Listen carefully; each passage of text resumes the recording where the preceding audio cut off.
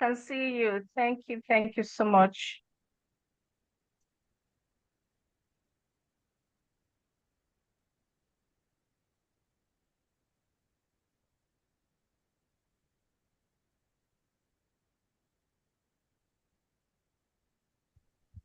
Hello, Ogo. Are you here?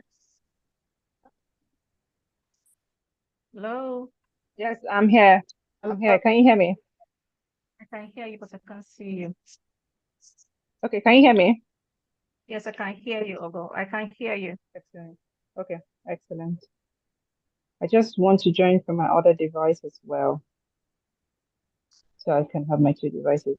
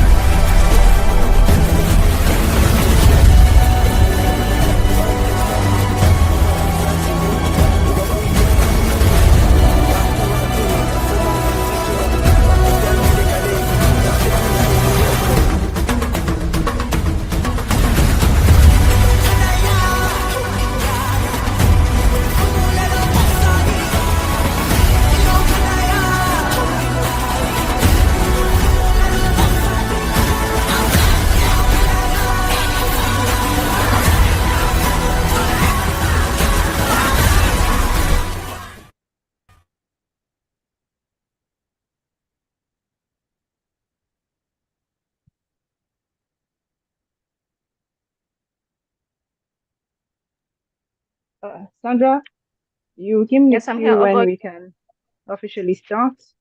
Don't know Ogo, please if start. Noella, okay, let me find Noella out where here. she is. Yes, yeah, she's up next. So just let me know that she's on, and then we'll start. Thank you. Okay, you're welcome.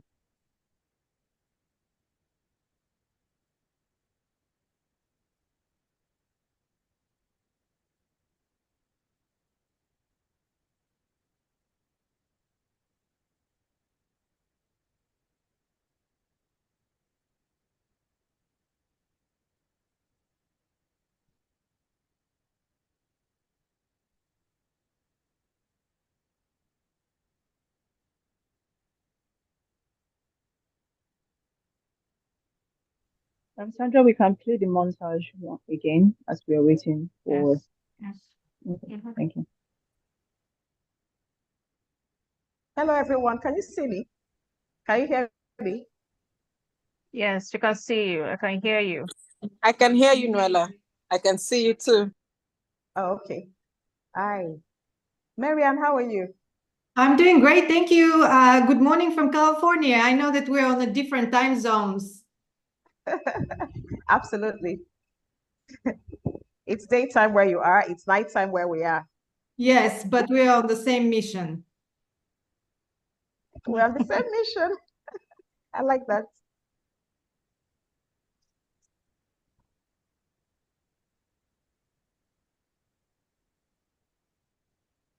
Hello, Ogo. Yes, we can Okay, begin. yes, yes. Ogo, please, you can start first. Thank you.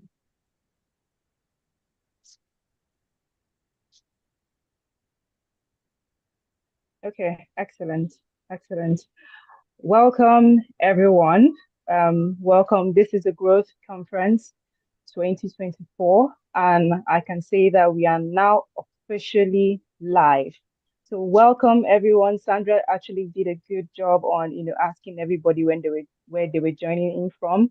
And please, in section, please just drop an emoji flag of where you're joining in from on Zoom, on YouTube, or other channels that you are connecting in from. So, welcome. We're excited. This is definitely going to be a conference that you will never forget. So, I would start off and say good morning, good day, and good evening, ladies and gentlemen, from wherever you are joining us from today. So I am saying, my visionaries, my partners, my pioneers, we are gathered here to embark on a transformative journey. And this is a conference where ideas converge and brilliance will take flight. So before we get into the crux of the day, let's have a few house rules here to help us manage and coordinate this session so that it goes, well and everybody has a good time. So one of it is that we have the chat section enabled for anyone who has questions or who has any technical issues. Be rest assured that our team, they are here and they are ready to help you out. Please also use the hashtag for the event to share your thoughts, nuggets, or anything that resonates with you during this event. It will be dropped in the chat session for the official hashtags. We all like everybody to participate actively and to make this, conference go viral wherever you are joining us from. Amazing event. We are now starting off the Growth Conference 2024. Now, to kickstart this event, we are going to start with a keynote speech from our host. Now, it's with absolute pleasure to welcome a true visionary, an expert, a woman who can wake up the sleeping giant in anyone. She's a true activist. She's a business and personal coach who is here to share her invaluable insights with us today. I'm talking about no other person than Noella Ugo. Noella Ugo, who is also known as a growth coach, is a resourceful and impactful business coach and trainer who has assisted individuals and corporate organizations to achieve outstanding performance in their personal lives and businesses. She is an international certified image consultant, a certified neuro-linguistic master practitioner, and a business analyst. She is a global keynote speaker and a consummate defender of the rights of women, the girl child, and indigent children. Nuella's professional career revolved around banking for 9 years, where she established a sterling record of consistent high performance. Upon obtaining her certification as an image consultant from the Gloria Star Institute, North Carolina, USA, Noella set up Ben & Christie Heritage West Africa Limited, a leading training consulting company, in 2010. She leads a thoroughbred professionals that has successfully delivered bespoke intervention services in the core areas of business optimization, personal development to some of Nigeria's biggest corporate organizations. Noella has an amazing passion for waking up giants in people and for unleashing the potential of young people. Through her annual Teens Hangouts, Career Hotspots, and Tech for Her, she has greatly impacted the lives of thousands of girls and young women and men across the world. She is the Nigerian chair for intercultural dialogue with the G100, a group of global female leaders, and also a non-executive director at the Institute of Export Operations and Management, IEOM. In 2012, in recognition of her passion for women and the girl child, she was selected to speak to a global audience for gender-based violence and gender-based inequality during the 75th anniversary of the United Nations. The same passion this event, the Growth Conference. Please, let's give a warm welcome, a virtual applause to our host and growth coach, Noella Ugo, for her keynote speech. You're very welcome. You're very welcome, ma'am. You have the floor for your keynote speech now. Thank you. Thank you very much, Ogo, and thank you, everybody. It is with great pleasure that on this 9th day of January 2024, I am going to be delivering this keynote speech at this long-awaited conference, the Growth Conference. And it is a great honor to me to be addressing all these amazing women from 16 countries, maybe more, and the men who root for them. You know, within the next 3 years, we have a great task ahead of us. And that task is to help women reinvent and relaunch themselves, to help women get out of the ruts that they found themselves due to the intense disruption that's caused by the pandemic, and then the global recession that all of us are facing right now. Growing up as a child, I didn't have everything I wanted. I grew up in a family of 9. I have 6 siblings. My parents were middle class income earners. And so what that meant was that I could only get what I could get.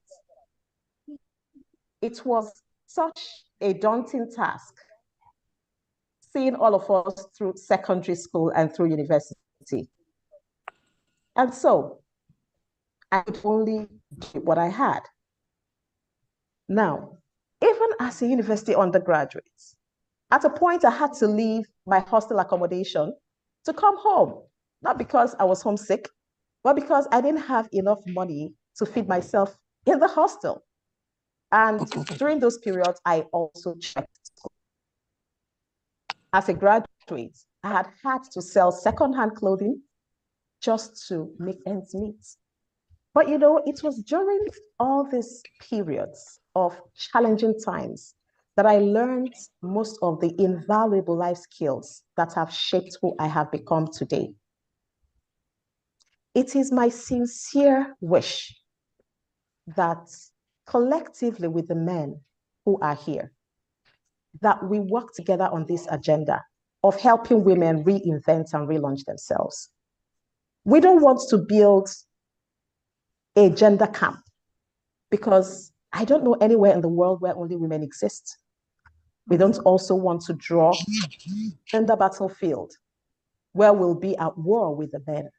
No. If we must achieve this goal of helping women reinvent themselves, then we need the male perspective. We need to have a holistic perspective, and we need our men. We need to be in collaboration with the men and not in competition with them. This conference is going to address a lot of issues. We have 12 speakers already, and they are all going to be dealing with 12 different topics. And the topics range from leadership, competency, mindset, inclusion, and many others. We want to see more women develop capability.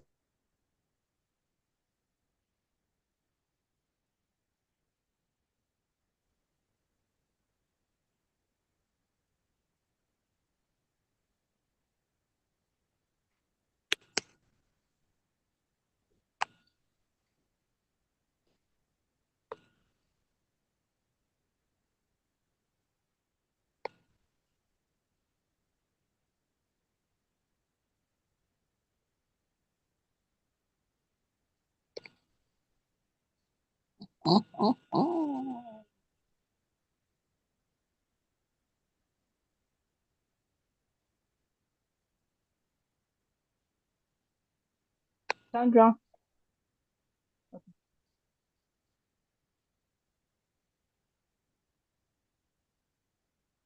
Okay, everyone. Noella will be back very soon. Her network was disrupted, so in a few seconds she'll be back on.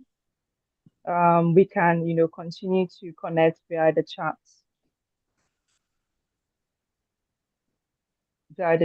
box, and just get ready for a very, very exhilarating session with all our speakers that will be coming on.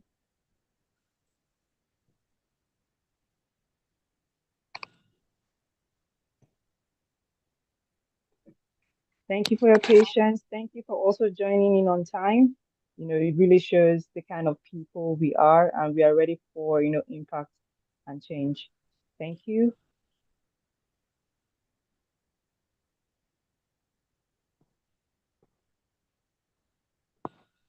I would like to confirm if Dr. Bahati is here on the call with us. Let me just confirm. Please, can you confirm if you're here with us on the call? Because you're our first speaker right after the keynote is completed.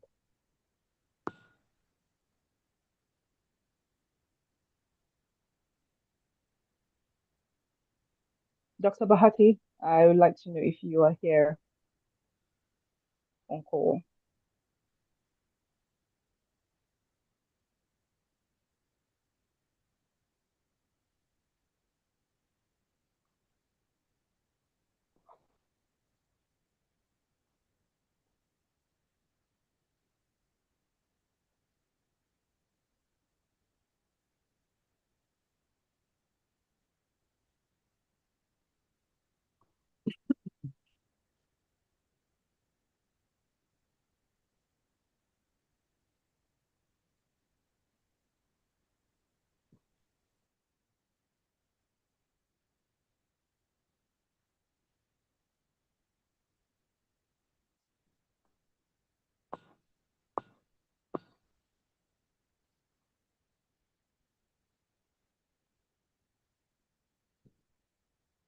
Good evening, everyone. You're all very welcome.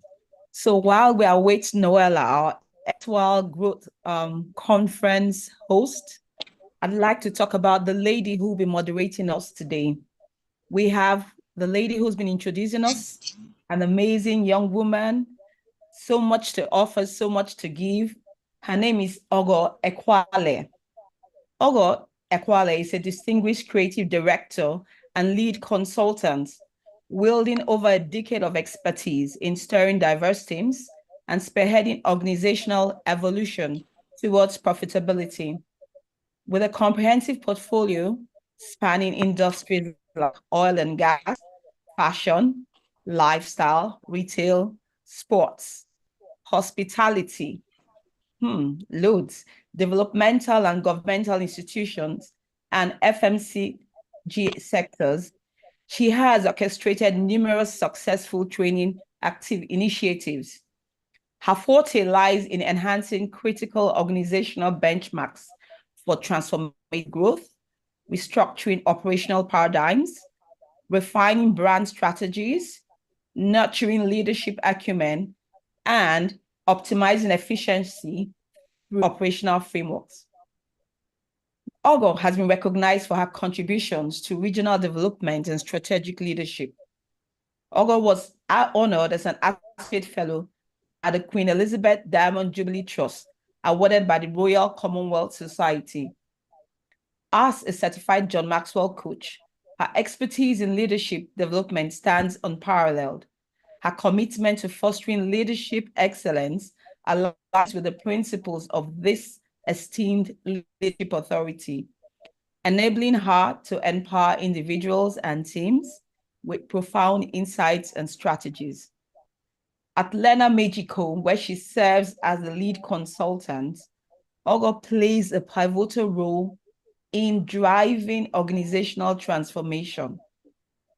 Her consultancy services span across diverse industries like oil and gas, marine, beauty, lifestyle, and mining, focusing on optimizing business processes, enhancing efficiency, and fostering sustainable growth through best practices.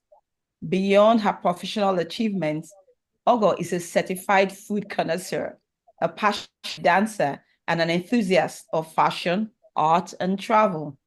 Basically, what I say is Ogo loves to live life fully. To the Her fullest. visionary outlook, coupled with an insatiable curiosity for paradigm shifts in mindset, reflects her holistic approach to life and work. I mean, who better do we have? Can we have to moderate this session than somebody who has a bit of everything? So let's welcome Thank Ogo you. as our moderator. Thank you.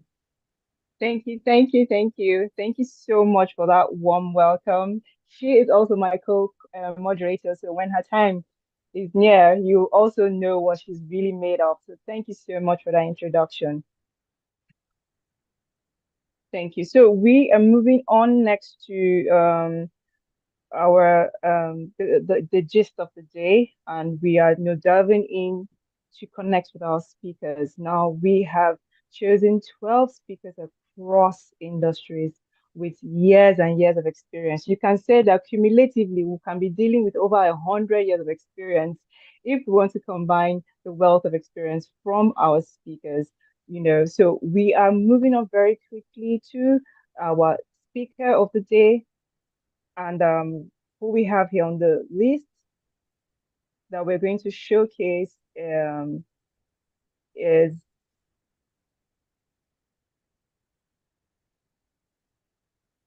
I asked if Dr. Bahati is here now. If she's not here, we are ready to move on to Maryanne. Please confirm if Maryanne Parker is here. Yes, I'm here. Thank you. Okay, Maryanne Parker, thank you so much. Thank you so much. I just need to confirm you were already in the meeting. So Maryanne Parker is an exceptional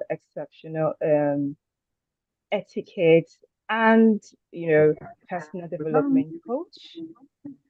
I hope everybody can hear me. We can say that she's a trailblazer in the realm of transformational, and developmental change. Her remarkable journey is profound, and this is the reason why we have assigned this topic to her. She will be taking us on the topic, Equip Yourself for the Journey, and how we can learn new skills, ask questions, get curious, identify and follow useful trends. I know that Maryanne is ready for us. She has a 3-minute session with us to just really, talk about this topic in an expanded way so that we can build up our questions to her, so we can go right into in depth to on how this can be valuable to us. Remember, this is a growth conference. So by the time she's done with her session, I can see everybody gets another level of growth in their life. So Maryanne, we are so excited. Please give a warm virtual applause to Maryanne Parker. She is the etiquette and personal development coach from the USA. Her profile, is quite extensive. If we go on and go on about her profile, we definitely were not going to start this session. But just to give an overview, she is the founder and executive director of Manners, a company that specializes in international business, social luxury, and youth etiquette. She has a decade of experience in helping the interests of luxury brands, businesses, and individuals. We are sure that we're in good hands because she says her methods are learned quickly by her students. So I'm very confident that with the 3 minutes and the Q&A, we are going to be, we're going to be explosive at the end of the day. So Maryanne, you have the floor and you have 3 minutes, to talk about your topic, and then we'll take it on with our Q&A. Let me know if you're ready to begin. Thank you. Yes, I'm ready. Thank you so much. First of all, thank you so much for inviting me, Noella. Thank you to the moderators, to the facilitators, and thank you so much for everybody who is tuning in. A brief indication about myself. Why do I think that I might help people to innovate themselves and to launch themselves? This happened to me several times. I came to the United States 20 years ago as an immigrant, as a happily married young woman, full of positivity, faith, and hope to experience the American dream. In America, we're very transparent and very raw. However, in about a year, everything was very difficult, very challenging. I end up being by myself with my two children, a toddler and an infant at the time. So I had to find a job, maintain a job, learn a lot of skills down the line. However, I came here with my degree in accounting. I worked throughout in many years in the corporate world. However, the recession struck in 2008, and I decided, because recessions are those black swans that we all know from the books, that they change the trajectory of the world. And the recession back then was very beneficial for me. So I changed my directory into the housing market. So I started dealing with real estate. I still had my full-time job, but I wanted to bring additional income to my portfolio. So I started working with real estate. The most difficult transition was when I started the coaching industry, because I was an accountant who became a coach in etiquette. The reason why I changed the fields was because I've noticed that soft skills are much more dominant in any kind of deal, in any kind of job opportunities, in any kind of networking events.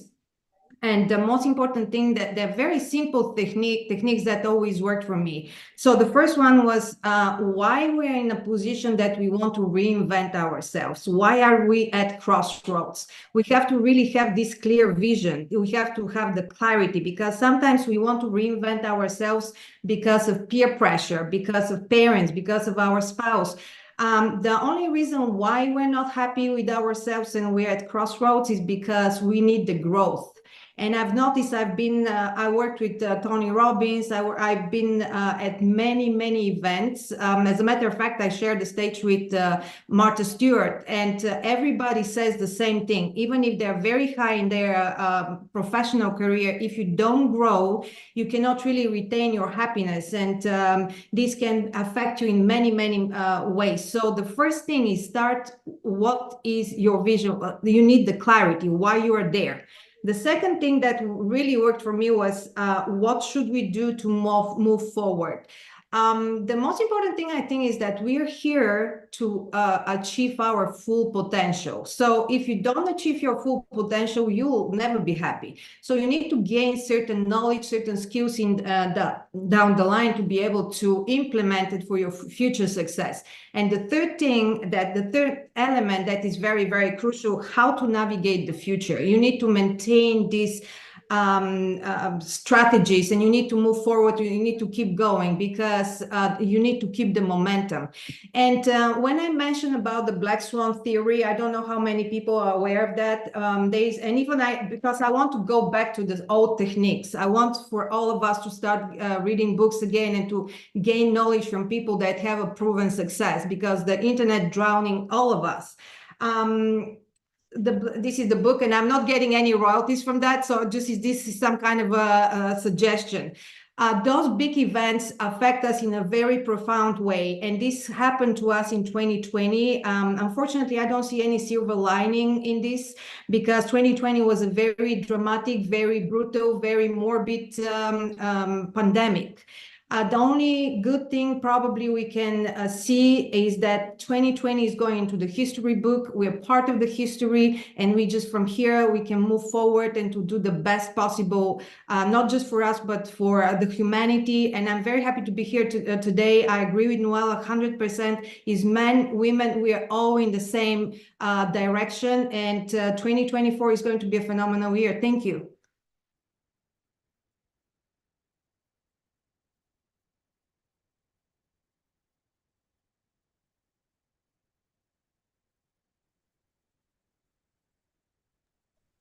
Oh, I wow. cannot Maryanne, hear yeah, can you hear me now? Can you hear me now? Thank you so much. Thank you so much. Thank you so much. I picked up a lot of things that can bubble up as questions, but I'm so excited right now. But let's just start off with, the questions that I had, had in mind before, and now pick on what you just discussed at the moment. So, a lot of people are eager to hear more about equipping themselves because the journey is it seems very far ahead. We are sometimes confused, and the world is, rapidly evolving and trends are changing so quickly. We're speaking today, tomorrow we wake up, it's going to be something else. So we are asking, how can individuals distinguish between fleeting fads and enduring trends worth investing their time and effort in? How can we tell, oh, this is something I should focus on, or this is what I should put aside without having the fear of missing out? That fear of missing out. Am I sure I shouldn't follow this? Everybody's doing it.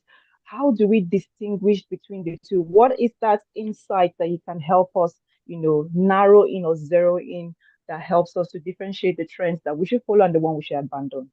Thank you. Thank you so much for this question. I do apologize if I look down. I wrote down a few things and I really don't want to miss anything. So the first thing is that, the trends are usually very generational. For example, many people from the younger generation are using TikTok. I am not a person who will be using TikTok only if I'm forced to do so. However, we always have to remember that those platforms are borrowed platforms. And if you listen to different experts, they will let you know that you always have to have something tangible, because in some countries, if you have a YouTube content, they have a restrictions and your content might not be even aired. So pay attention to those trends, because I don't know if you remember the Clubhouse era. This was during the pandemic. We had the Clubhouse. I don't know how many of you are part of the Clubhouse. However, for me, this was a complete for me, it was a complete waste of time, because I didn't really grasp the concept. They were saying, okay, maybe Paris Hilton will come in the room, or maybe Grant Cardone will come in the room. So which tells me that I have to wait the entire day just because some celebrity is going to come in and I'm wasting my time. So don't follow through trends just because they're popular here and there. I personally, 100% this year, 2024, I'm going back to a regular trends that were very popular back in the day. I'm going back into reading and learning from experts that have proven techniques, because now they reinvent the knowledge.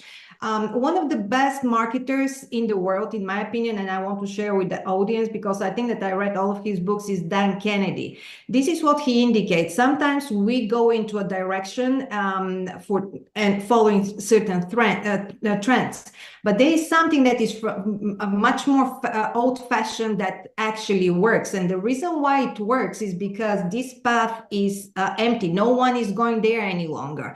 For example, in my career and in my work, I work with very intriguing people.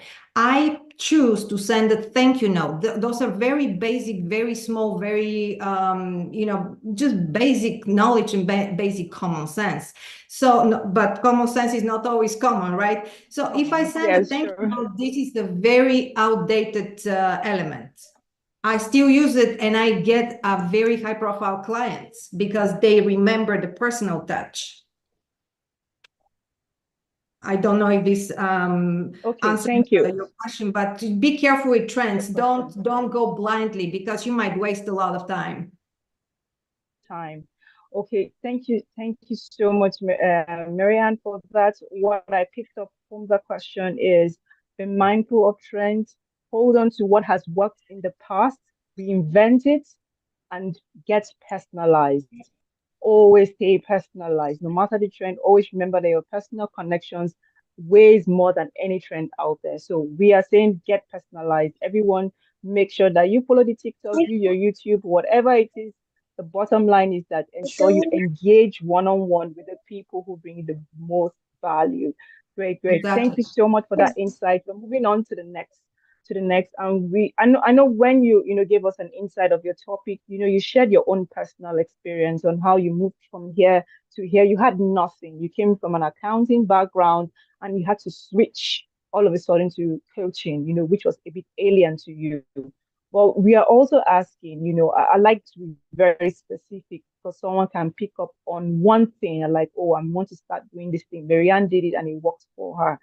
How are you able to navigate the vast landscape of skills and knowledge available to you?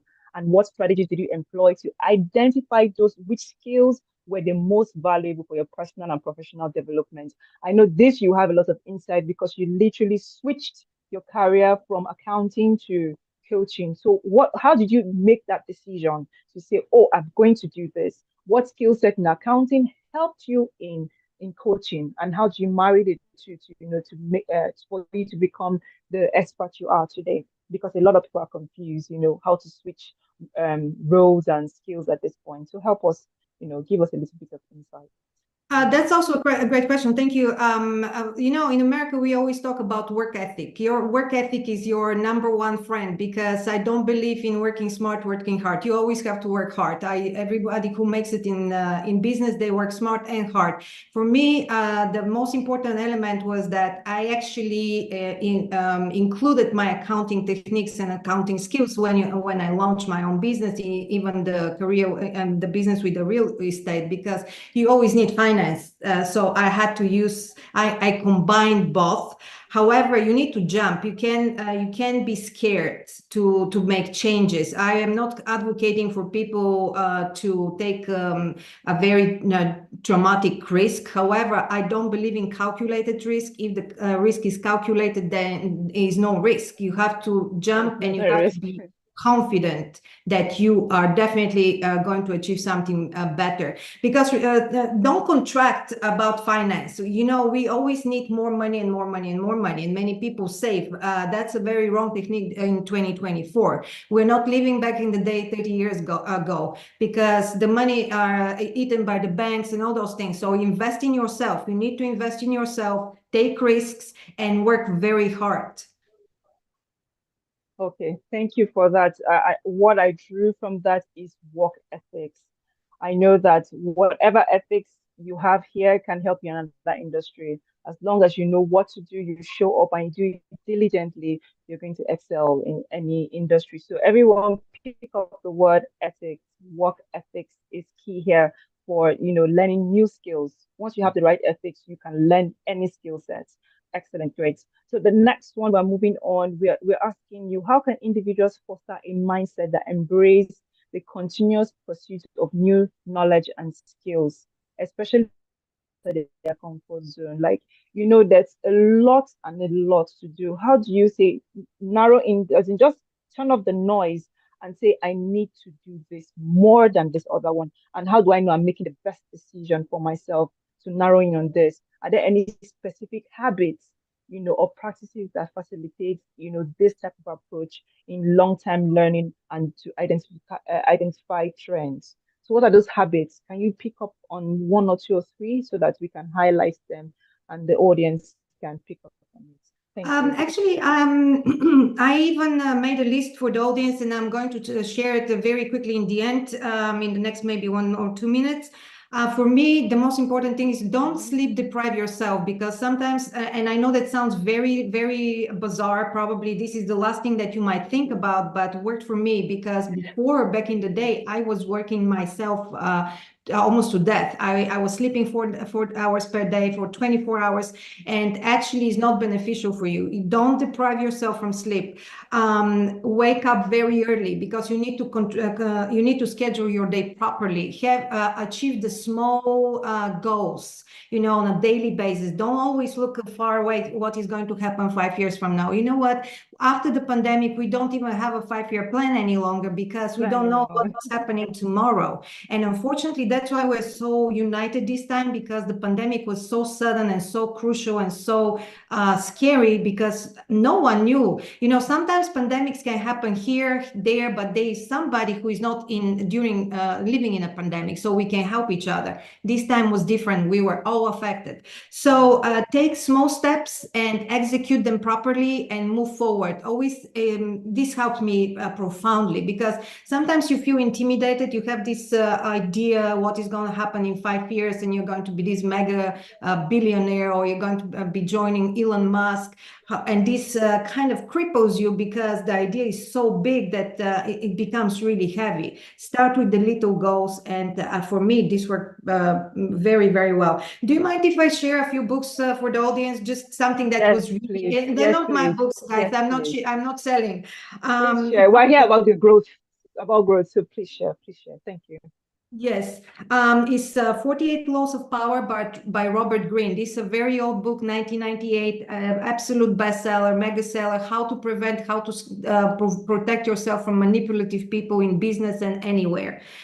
The other one is Never Split the Difference by Chris Voss. This gentleman, he was one of the best negotiators for kidnapping victims.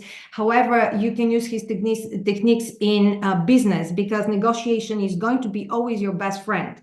The third one is Atomic Habits. Everything is by James Clear. Anything you do, even if it's just to fix your bed in the morning, or just whatever it is, helps to build the momentum for your day and for your future.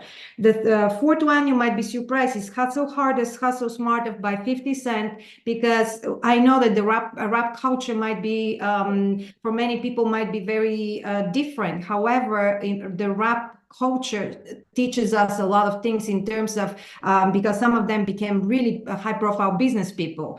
And the fifth book is called The 5 a.m. Club by Robin Sharma. Start your day very early. And please subscribe to Noella's channel, because I think that she will share so many beautiful news for us. And I'm going to leave you with that. Thank you so much for inviting me.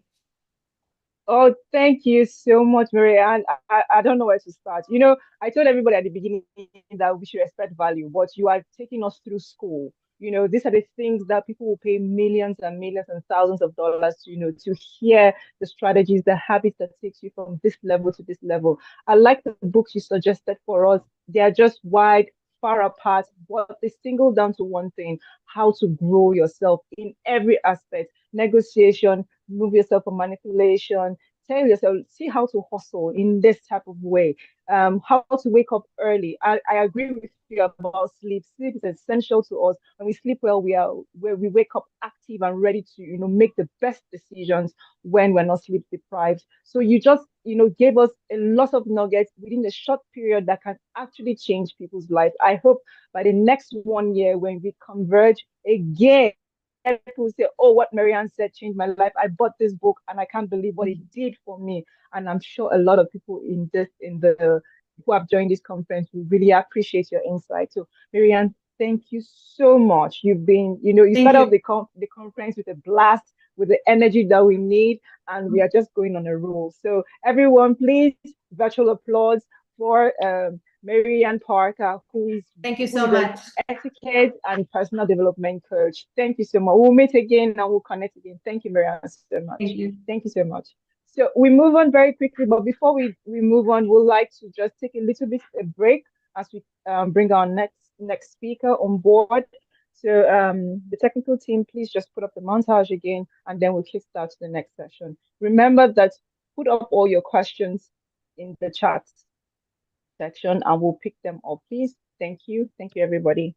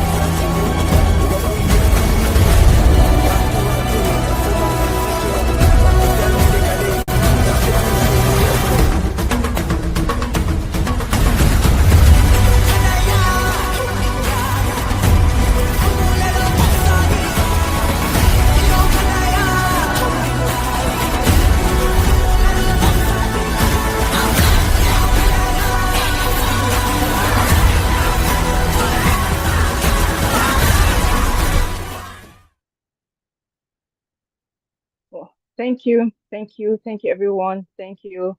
The conference is actually on a roll. We have started and we are engaging and we are giving value. This is a Growth Conference 2024. If you are just joining us, you have missed, one of our guest speaker, Maryanne, who is an etiquette coach. She gave us insight on how to, understand trends, and know how best to identify the right trends to engage with, equip yourself for the journey. And she shared a lot of, life experiences, and the list of the books will be shared. Don't worry, Faith, I see your message. We'll share the list of the books. And she ended it up with just books, and we need to get into the reading culture. We have so much content out there, but the real content are still in the books. Go back to what worked for other people, go back to what works for people who we look forward to, who we see them and we are amazed by their journey. Books got them there, so we need to get back to reading. We are going to, go right into the next gist of the event, and we are bringing our next guest.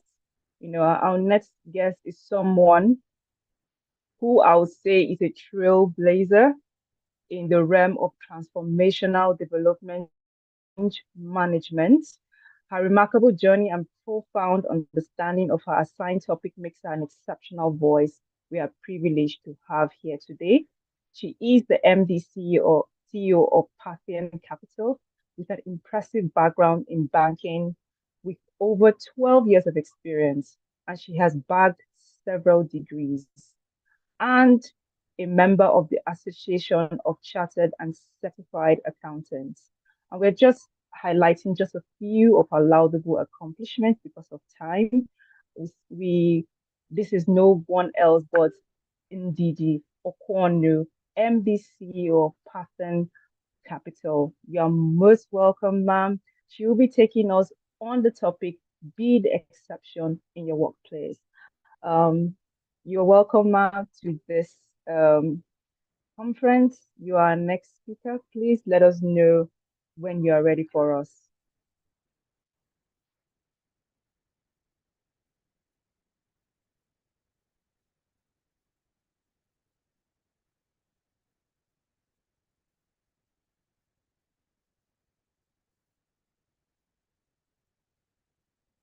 Okay, we are waiting for her to join in. She's almost ready with she's ready to join us. So I will quickly just read her profile here.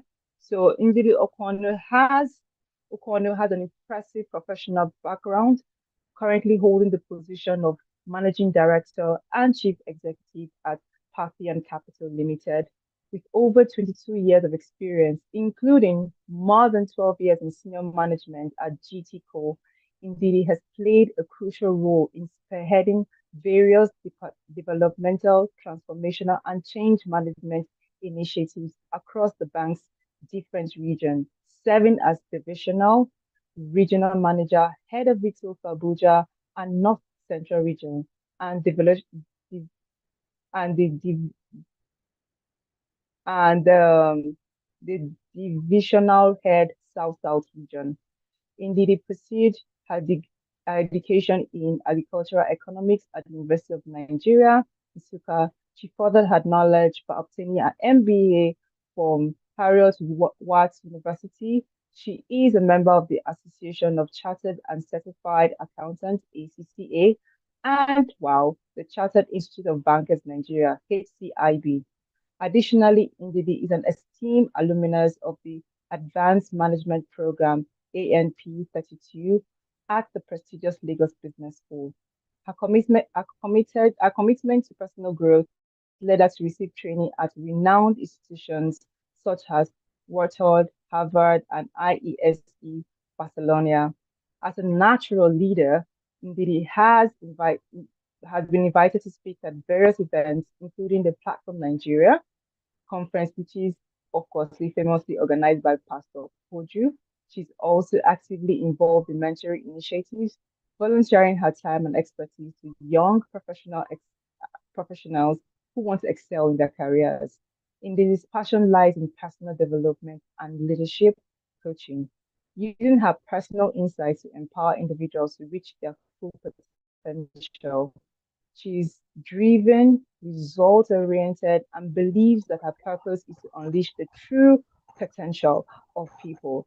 As we go in, you will see that the profiles of our speakers kind of align. You pick out some words that keeps reappearing over and over again. Personal development, leadership, coaching. You would definitely know that these people are on the same path. Though they doing different things on their own ends and different industries, but you can clearly see they're on the same path. So can we confirm she is here with us to kickstart this session? Is indeed here with us, please?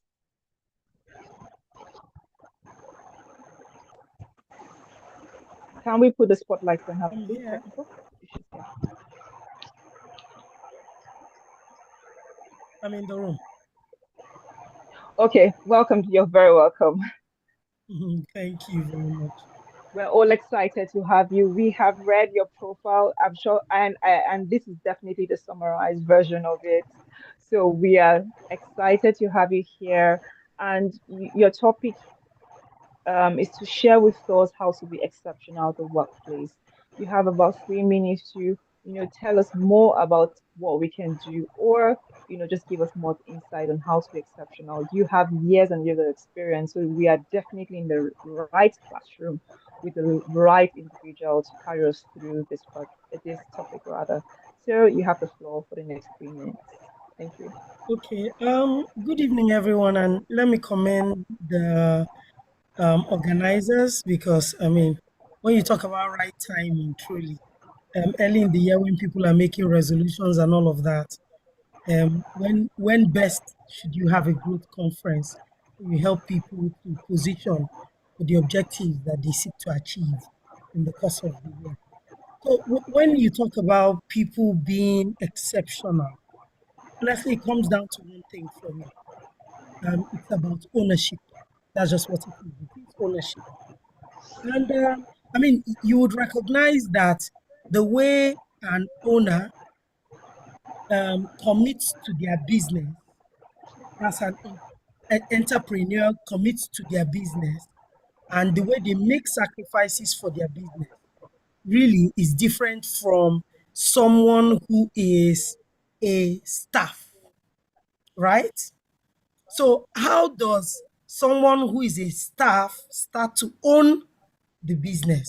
And immediately people want to think, oh, the way a staff owns the business is that they should give you shares.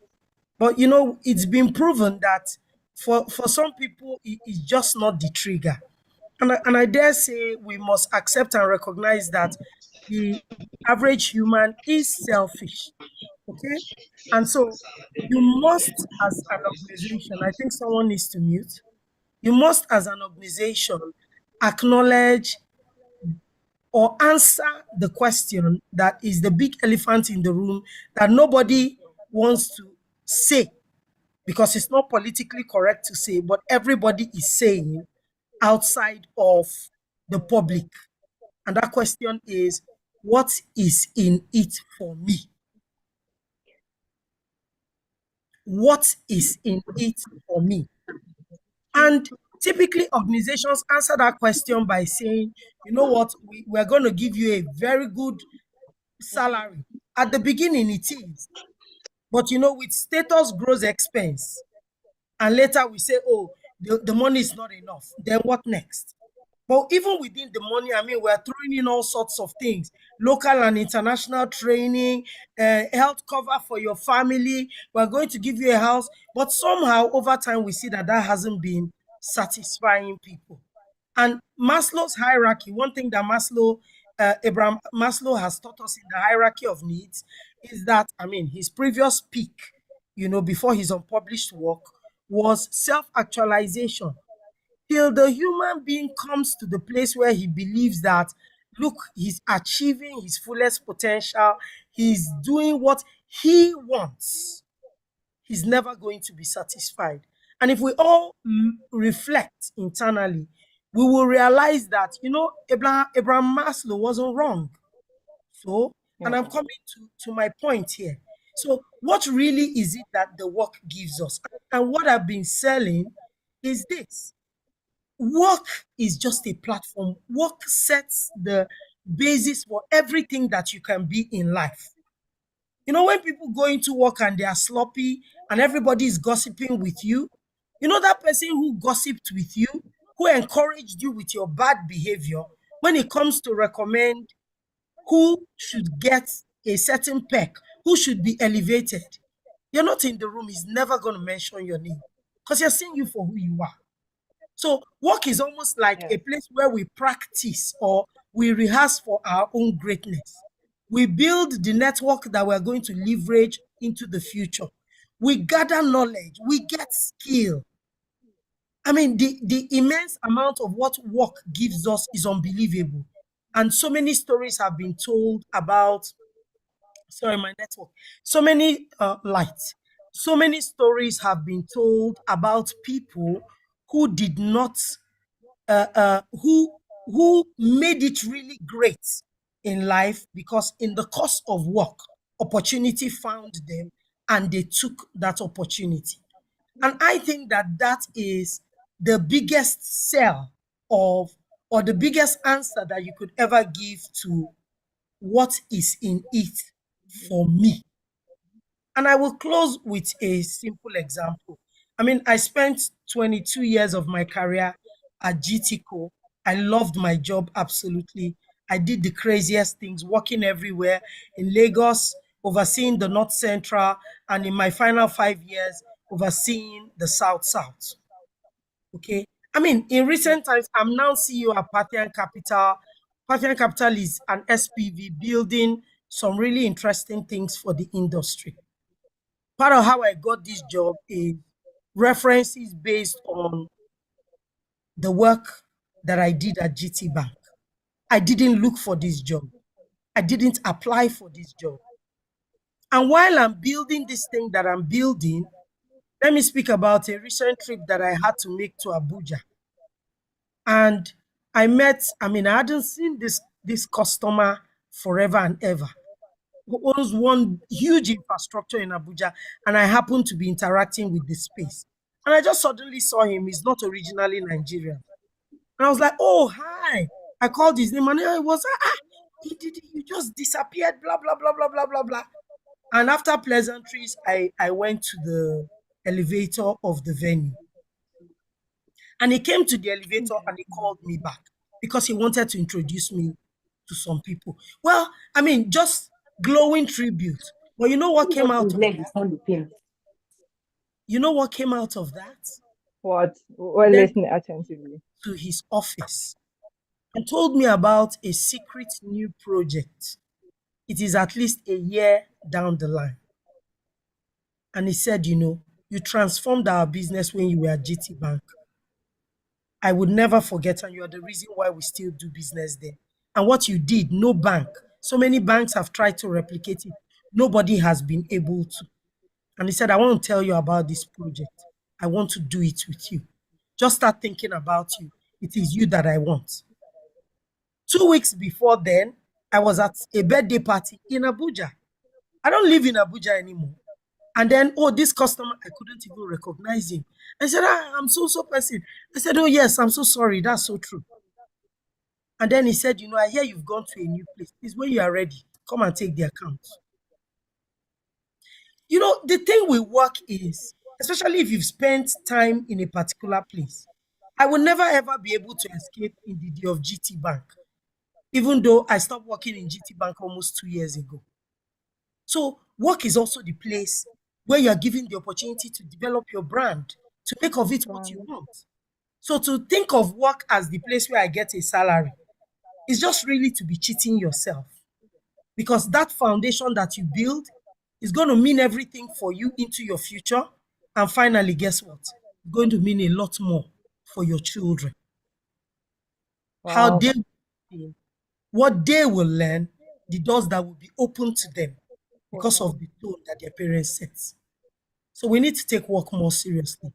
And as soon as we're able to own, then we become exceptional. Thank you.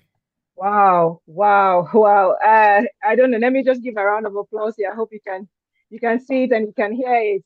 I know people are in the comment section, throwing their applause as well. We haven't even gone into the question section, and you have just dished us real life example, your own life. Work is important. We are in an era where everybody wants to be the CEO, wants to be an entrepreneur, and people who work are feeling like they're doing the wrong thing. They're like, am I wasting my time here? Should I not go and do something, remote work, do this, do that? Let me leave this work thing. But you have said that your work built who you are now, your networks, the people that you connect with, the job you have right now was recommendation from the kind of job you did, extensive, or you built your network using another person's platform. Their time, they even paid you for to even build that network because Honestly, you're earning the salary. it Yeah, is so they're paying you yes, for yes, getting the benefit that you're getting. Yeah. they are getting so exceptional. We're just going to go right into asking you questions that will zero in on practical um information that people can hold on to about this topic being exceptional at work. And the first one is being exceptional often involves taking risk or stepping out of one's comfort zone. Obviously, it's something that we all dread. How can we embrace discomfort and uncertainty as catalysts for personal and professional growth in the workplace? Let us know what we can do. How do we say, oh, I'll only by my chest, I'm going into these waters. I don't know how hot, I don't know how cold. I'm going to go deep dive into it. Tell us how you're going to encourage or the encouragement you want to give our audience as regards this question. Thank you. Okay, so for me, it would be, I mean, I've given you the North Star, all right? Yes. That this whole Mm, place is about building you for who you want to be. I typically say build you for your greatness. And I've had people ask me, oh, how can I be better? How can I do better? How can I, really be great at what I do? And I say, get uncomfortable. That's the truth. You know, work is like being on, when you're comfortable, you just tend to just flow with things. At a point in my career, I went to my boss. That's how I got posted to the South South. No, that's how I got posted to divisional head in the North Central, Abuja North Central states. I had handled this particular business, actually set it up and developed it in the bank, and it was just a money spinner. But you know what? At some point, I could do it in my sleep. So I wasn't satisfied anymore. I didn't need to quite come to work, even though I was coming to work. I'd groomed people who could run the business. So why was I there? You can stay there and let people clap for you. They clap for you, they increase your salary, you're not gaining anything. So I reached out to my boss and I said, you know what, I'm not going to run this thing again. And he was aghast. You have to be kidding me. Don't say that. I said, no, I'm not doing it. I want a new challenge, right? And, taking on a new challenge comes with the acknowledgement that sacrifices will have to be made. But if you keep your eye on the goal, that you are growing, you are the one who is better for that challenge. You will chest it. That is the truth. Now, my analogy for this will always be if you're training in a gym, right? You want to build muscle, you want to be healthier, you want to be lean. I hope a lot of people realize that the process of weightlifting actually tears the muscle, and it's in the process of repair that they become stronger for you to true. lift. If you're not willing to go through that pain and that discomfort, then you're not ready to grow. So that pain and that sacrifice and that difficulty, set your eye on the goal. Stephen Covey will say, begin with the end in mind. And always remember through the discomfort that ultimately I'm going to get better and I'm ultimately going to be who I want to be. This is just the process that it takes. And sometimes you're going to cry, you know, learn Wow, to we're going to cry. in the bathroom and come out when they ask you what happened to you. You say, oh, a fly entered your eye. Everybody told that, we all Yeah. go through pain, you know, Pain. there's always a story. There is always a story, and you're just building your own story. That's not the one I just touched. This is the one I just Okay, touched. thank you. There's always a story to growth. It's That's what you have told us to be uncomfortable. And there's always a story to growth. It always comes from pain. From pain, you get to victory. So the next one we are asking, what mindset shifts or habits can individuals adopt, to challenge conventional norms and stand out as exceptional contributors, especially when they're in hostile, workplaces where they don't favor innovation. They just want you to do accordingly to what is expected for you. Don't go out of the norm. We say this, do this. How can we grow in such an environment? Before we get to another option, what do we do? So honestly, there are a lot of answers to that. Okay, there are a lot of skills that people need to build, and with experience, you learn some of those things. When people say that they don't want you to do anything, they just want it their way. People don't want you to bring innovation. It is how you're going about it, if I dare say, right? In any organization, you kind of always need to know who the power brokers are. That's super, super important. And then Okay. sometimes we want to be the superstars. We want it to be said that we are the ones who came up with the idea. And so you want to shout it from wherever you are. You want to say it so that you are ahead. If you truly want to make change, one of the things that I've learned is you want to speak to the hearing of the person who will be listened to. Okay. So it's not always you. Okay, if you want to make genuine change, I would typically always go to someone who had a voice in the room until I had my own voice in the room.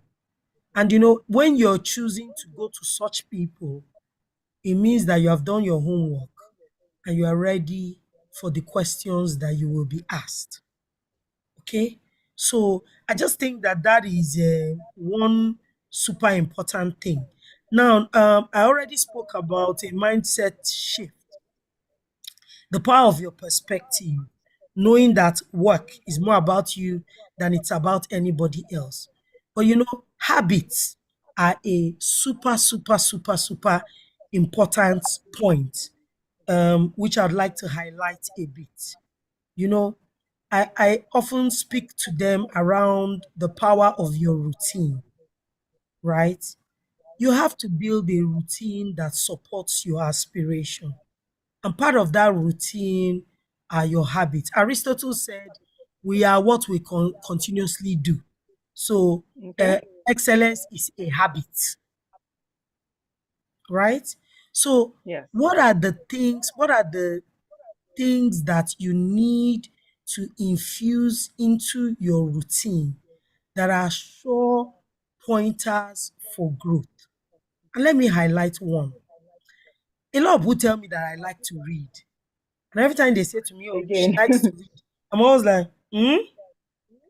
And even my kids say it. And I went to see my son in school and he said to me, Mommy, you like book, Sha? And I'm like, what can you be talking about? Let me say it for everybody to hear. I don't like reading. That's a shocker, right? I don't like reading. But I know that if I want to be better, I have to read. Read. So I have one book or another that I'm reading. Because it doesn't come natural to me sometimes. I'd rather like you watch Netflix or play on social media and go and laugh on Twitter. Nigerians make the craziest comments and I'll laugh, laugh, laugh, laugh, laugh. But you know what? Reading is one of the habits that I needed to infuse. Let me tell you what I discovered about myself. And I actually discovered this. I was on a course in Harvard. And if you are going to go to Harvard, don't go and carry bag. Where you are studying, your brain will fall because you have to prepare to go into class, right? And I mean, you have all these brainy people from everywhere. Microsoft, they are working in the largest organizations. They are directors or general managers, and then you want to go and be foolish. So I had to, I mean, how am I going to cover all these case studies? I'd read them before coming to school. And then in school, I mean, I had to wake up every day at about 3 a.m. to read up, to get ready in class. Even then, I was struggling to cover the work. And then I discovered a function on my Microsoft Surface. And I learned something about myself. So I was showing my colleague, I can read, now I can read a 200-page book in 2 or 3 days. And she told me, say, did you are lying, Joe. And I gave her the book I was reading. And any page she opened, she started to tell me what were they talking about here, and I'll finish the story. Saying, did you align? I was here when you started this book. So in the process of doing, I learned more to reinforce that habit. So my own choice habit is reading. What is yours? Punctuality. There are just so many things. But if you don't put those habits as success doorposts, you're not just going to advance. I'm sorry. So it's the growth conference. You have to choose a habit today. What am I going to build on? But don't choose more than 2, at most 3. Good. Because if you choose 5 or Good. 7, I can tell you, you're not going to do anyone. Wow, great insight. Again, reading is coming up and habit is coming up again in our conversation. So I want the audience to pick up on this important, trends, reading and habits. For us to grow, we need to change our habits. And one of the key habits first is reading. There are many habits, but reading is coming up over and over again. So by the time we are done, I'm sure it's going to be one of the top, habits or skill set that we should, imbibe. Ndidi, you have taken us through, even into the next question. You talked and discussed about the next question I was going to put out there. But let me just, give us a final word on this. And people struggle with, the traditional corporate culture and, the new culture that is emerging. We don't have the, definite line right here. We have a culture where there are Gen Zs, millennials, and then you have this other group. These people want to do things differently, to do something else. And the other, I think Gen X wants you to do something else, but we say, no, this is a new way to do it. How do we create that balance? Because if your boss, who is generally going to be a Gen X, is saying that this is not the way I want it done, do it this way, and your way is better and faster, how do you marry that so that you can continue to excel? Just tell us a strategy or strategies that we can imbibe as young people here, and also managing your boss in the office who is in a much older generation. Yes. Okay, so thank you for the question. Very interesting. I'll tell you what I've discovered about ourselves and the Gen X, Generation Alpha. Generation Alpha is about to enter, they are just entering the workplace. So let's remember that we're going. So I always say to Gen Z that the people that are going to deal with you, they are entering the market. They will flog you people very well. But let me tell you what I found out. There's something super great about these guys. Their appetite for risk, which speaks to their creativity, right? And that's why they are such creators. And you see how in the creative space, how they thrive. And in other areas, they've done well. But there's something about the generations before them. Those generations have something they don't have. Resilience, grit, the staying power. They are very flaky, very flaky. And every time their mental health is always mentally. While mental health is the thing, right now what we're seeing is that people are more irritated. And so everything, mental health has become an excuse for everything. That people are even trying to decipher where is it mental health and where is it irritation. Okay? But, I made my peace with these guys as a leader by first accepting that some of them, it was difficult for me. Some of them Yes. are going to make mistakes, and some of them will make mistakes that they can never recover from. Wow. But not all of them are going to be lost. So sometimes you really need to let them, they learn by doing, they learn from experience.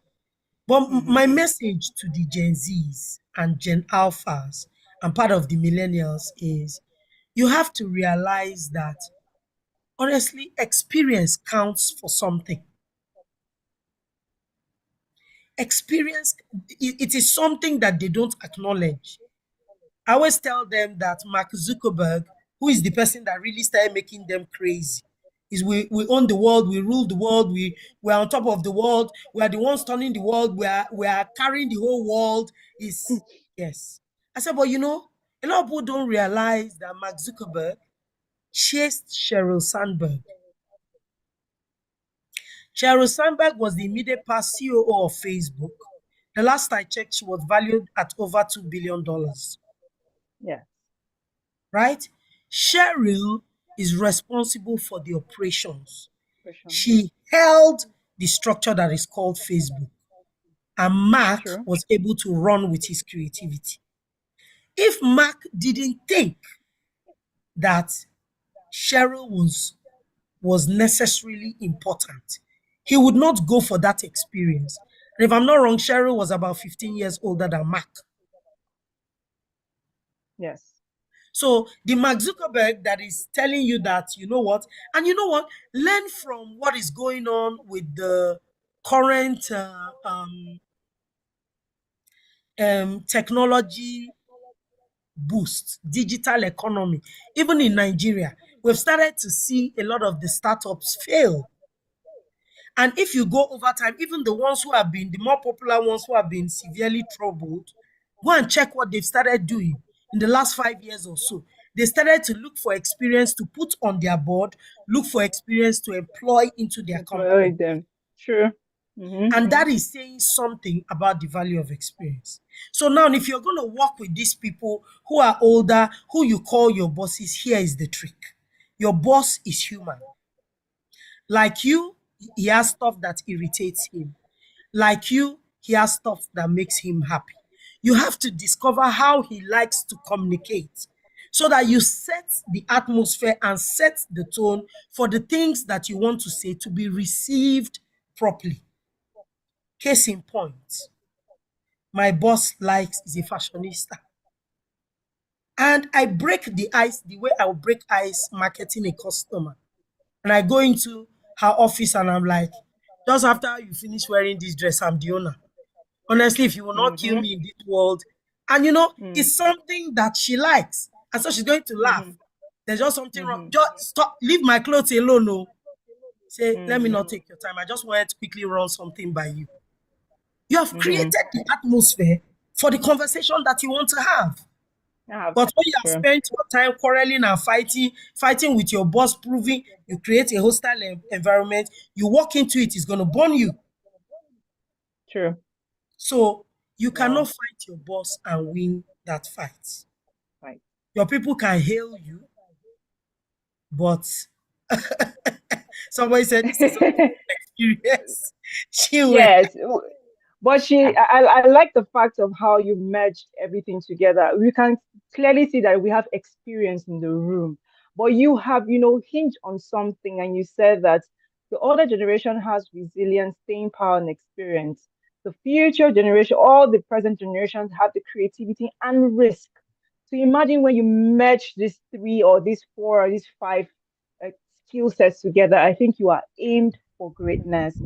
Didi, thank you so much. I could feel your burst of energy from just across the virtual room here. You gave us insight, 22 years of experience. You just dished it out here. Why? Because this is a growth conference. Thank you so much. Thank you so much. Please, a round of, virtual applause for Ndidi. Thank you. Thank you so much. We've learned so much. I'm just going to give a highlight of what she, walked us through. She really covered a lot of, topics and gave us a lot of insight, especially using her own personal experience. Or clearly, you can see where she is. She's the MD CEO at this point. And she says, what is in it for me? A question that we employees always ask our employers. All these folk they carry from my head, I put on my head. What is the only salary? What else? But she's telling you that this is a place for you to develop your personal brand.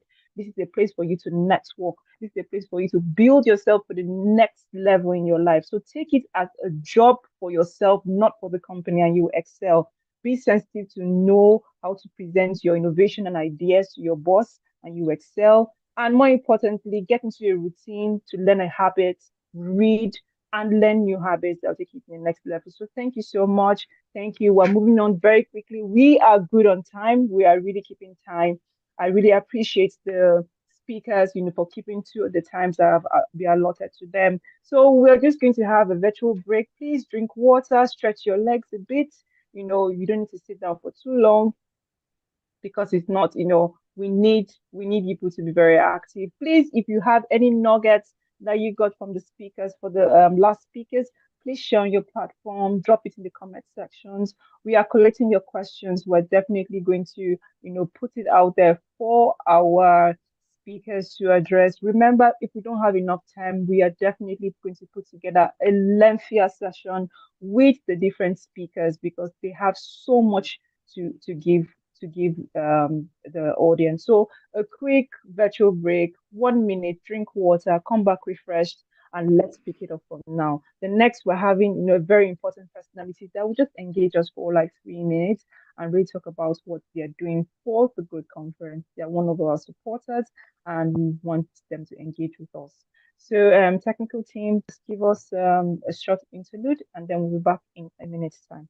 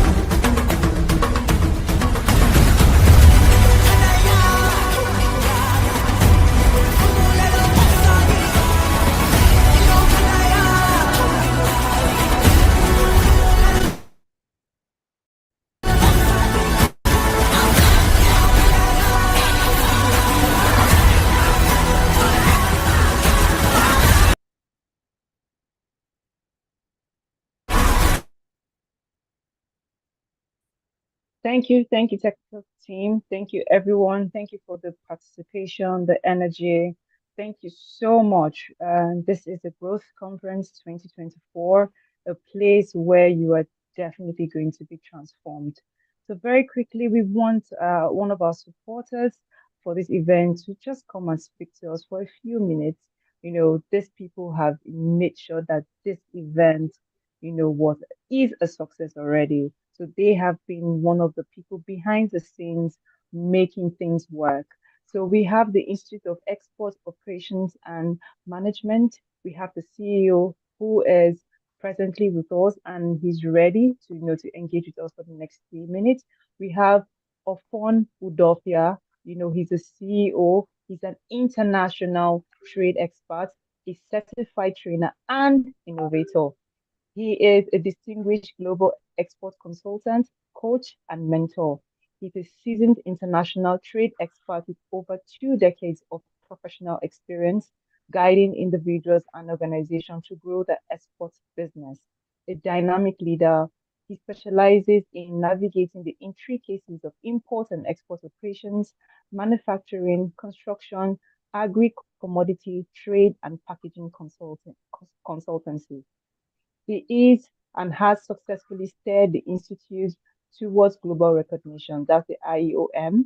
He is a national consultant and national packaging trainer for International Trade Center, ITC, of the United Nations. He has trained and coached women entrepreneurs support to agribusiness associations and preparing products for international trade fairs. He has held positions as the chairman, Import and Export Trade Group, Port Harcourt, Chamber of Commerce, Industry, Mines and Agriculture. That's the PHCCIMA. He's a member of the group that conducted the cashew market research study, resulting in the publication of the USAID WHTH in Accra Technical Report number 22. His membership are laudable, and you can clearly see that he is definitely a man that we should all recognize and, engage with at this time. Clearly, you can see again, we have people who are about training, coaching, and development. So you're not in the wrong place. This is a growth conference.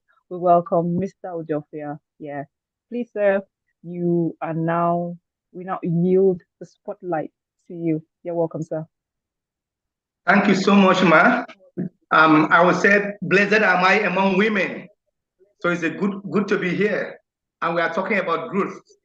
There is no way we can talk about growth without growing our trade globally. So in the Institute of Export Operations and Management, we conduct people on how to do international trade, export to be precise. And it's peculiar to our country because over the years we have been indulged in a mono economy. We were relying so much on oil, and it has dawned on us that for us to do well, we must shift a little bit from oil and go to the non-oil export sector. So in Nigeria, we guide you, starting from the North Africa, Egypt, taking you to South Africa. We can navigate all the hurdles you have and hustles you have in export business. Also from Kenya to Nigeria in West Africa, take you to Ghana and other countries. We have what it takes to tell you what are the products needed internationally, what are the certification, what are the standards, how do you get your market. So it is our one of our key points is to reduce the brain drain and bring it to brain gain by not allowing our youngsters to just move out of the country and like the Japa syndrome. But what we do is that we want to encourage the entrepreneurs to come back because we have so much to do, not only in Nigeria, but in Africa and the world at large. My stance is that if we don't have much, why are other people coming here? Why are Chinese coming here? So that is why in the Institute, we give out knowledge-based information that guides you in your export business, from registration in Nigeria to documentation to standards and all that you need to do. We indulge in making people export ready and also making their products ready. Try as much as we can to make sure that the reject level of our product is highly reduced. Currently, our sesame seed has the highest reject percentage, and we are working on that. And as I was being introduced, we have trained so many women, starting from the northern part of Nigeria. Yeah. We also did some work in Kenya, in Zambia, in Rwanda. We did in Ghana, Cote d'Ivoire, and Burkina Faso. So being part of this growth journey, I am assuring you that export is a new gold globally. Because if we don't balance our trade, any country that refuses to balance its trade will have a trade deficit, and that will affect their currency. Nigeria is a good example. Dollar is selling for about 1,200 to an naira, and that is why it is very difficult for us. A lot of people that were in school overseas are out. Of recent, we just made to understand that some people were sent back from UK for paying their school fees a few hours late. So what do? We just get back home and look at inwardly in different countries, whether you are in Kenya, you are in Ghana, you are in Nigeria, you are in Burkina Faso, you are in Egypt, please look inward and say, what can you do? So in the Institute, we help you navigate that. We help you look at what are the hustles. We'll help you look at what are those things that will enable you to do your export and actually get your money back. So in the Institute, our core mandate is training you to make you export ready. And we also introduce women. Most of us may not have known about the She Trade program of the United Nations, meaning that it is only women that can trade on that platform. So I know that Noella will be happy to hear that, because this is a conglomerate of women and with few men mixing up with you. So you have that platform, which we are also working with them, and we are a verifier to verify you to make sure that you are on that platform. So in the Institute, we are ready to partner with any country in the world, trying to help you navigate the global export challenges wherever you are. So I want to say welcome, Asante Sana, for people from South Africa. I want to tell the Ghanaians, welcome to this platform, Afishapa. And then I want to tell my French people, bienvenue. So it's nice to be here, and we are willing and ready to partner with you to make sure that the global trade goes well, and that every country in this platform should be able to work with each other. If you have any challenges trading with any company, both in Africa or beyond Africa, we are ready and willing to guide you, to give you a handhold mentorship until you get to a point of being exportable products, and they will go, and then you actually get your money back. Like Sterling Bank is here. We have done some issues with them. We are also collaborating with so many other banks. So you're welcome. It's my pleasure to be here. I want to specifically thank Noella for the opportunity given us, and for also trying to help women.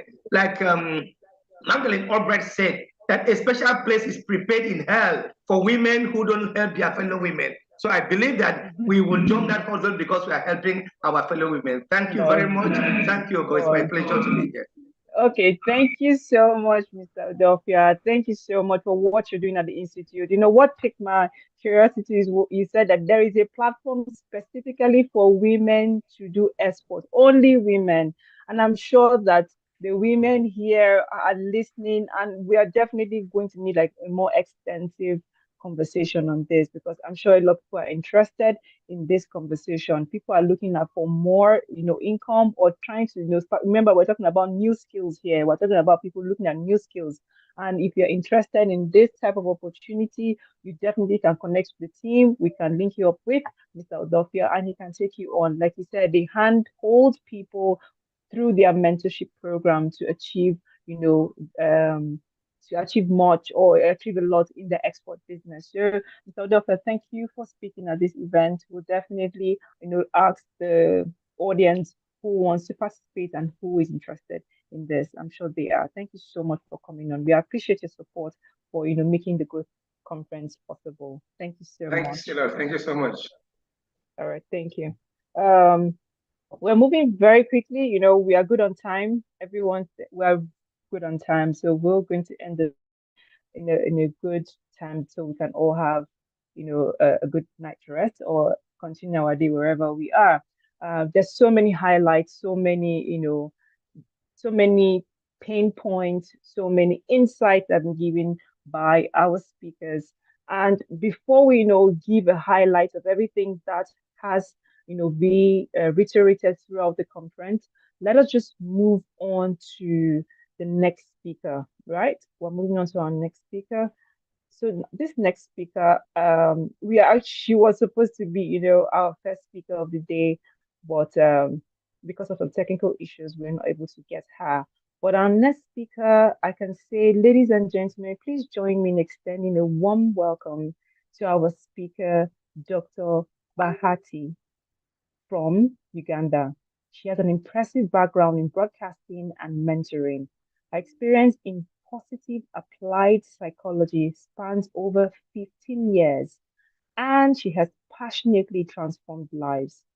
In 2020, Uganda named her 100 influential women, and Dr. Bahati made the list, certainly because of her impact and passion towards her purpose. She's happily married to a heartthrob and friend for over 20 years and are blessed with 3 amazing children. Dr. Bahati will be engaging us today on the topic Get Up and Take Action. Because we say there's one thing to complain about the problem, but you need to seek solution. And by all means, when you find it, take action immediately. Her profile is extensive, but we have her now here on call. Please confirm that you are ready for us. Dr. Bahati, please let us know if we're ready, if she's ready.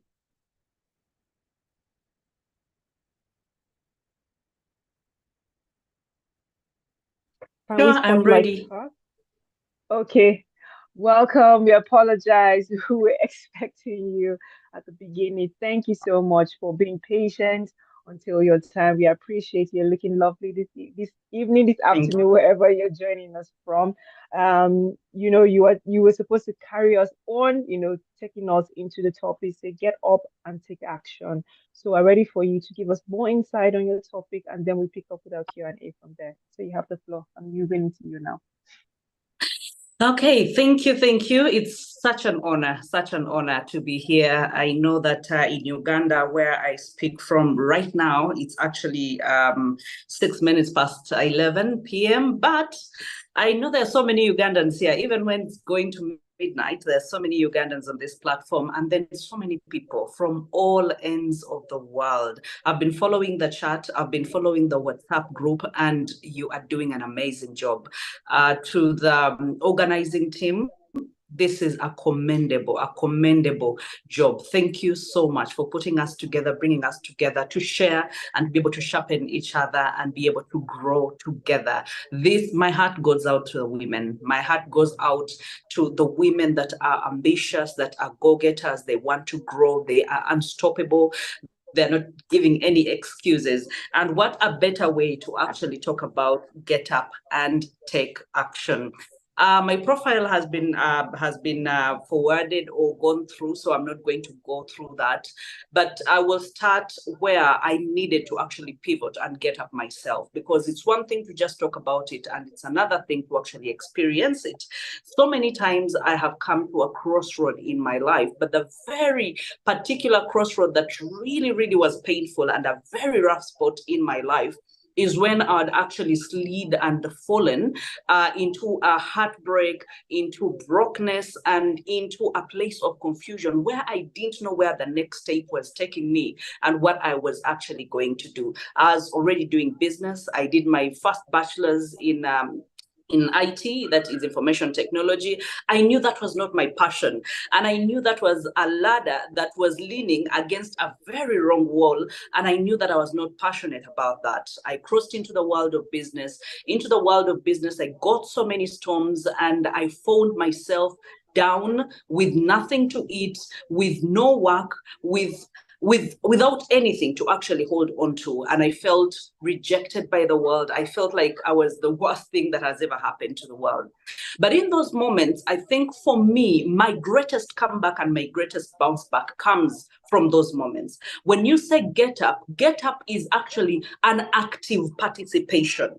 It's not something that you do passively. It's not something that you point fingers at anyone and say, I am in this ditch because my mother. I'm in this ditch because of my father. I'm in this ditch because of the boyfriend, the fiancé, the husband, or the wife that actually broke my heart. I'm in this ditch for, no one should take, you shouldn't give that responsibility to anyone. You should be able to take it up and say, okay, I need to participate in my only getting up. And when you're getting up, you realize that it's a decision that you really have to make. So I made a decision.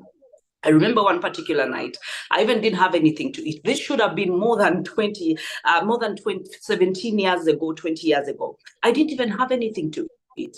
My family was looking at me. I was heartbroken. I was broke. And I usually use a statement for those of you that are here and we have been into the mentorship together. I made a statement and made a covenant with myself, together with my God, that I will never be broke and broken again. Because I remember I went to a certain market, and on my way from school, I had gone back to school because I was trying to pivot. I was trying to change my life. I was trying to reposition my life because my life had not worked out until then, and I needed something totally different. So I went through this rough patch and I went through this market. I had 200 shillings. Now, I don't know how you can convert that in your currency, but 200, it's, I don't know, the least amount of money anyone can ever have. It's just 1 coin. So I went, 1,000 naira, that sounds quite like a lot of money. I don't know.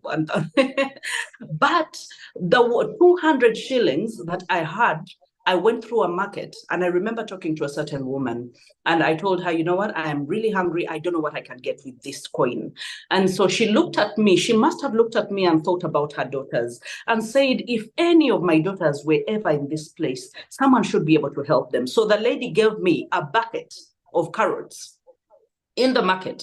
So I got the bucket of carrots and went to my room where I used to stay. It was a one room with just a bed and with a simple plastic carpet. And I remember getting to that room and I failed to eat even a single carrot, not even half or quarter of carrot. I remember getting down to the bed and sitting down on the carpet and weeping. I cried for 3 good hours. And I said, I never want to be in this place again. I never want to be in a place where I am begging. I never want to be in a place of lack. I never want to be in a place where I am broke. And I never want to be in a place where I am broken and broke. No, I think there's something better for me. And I remember promising myself that the following morning I would walk and foot to town and be able to look for something to do. And indeed, I did exactly that.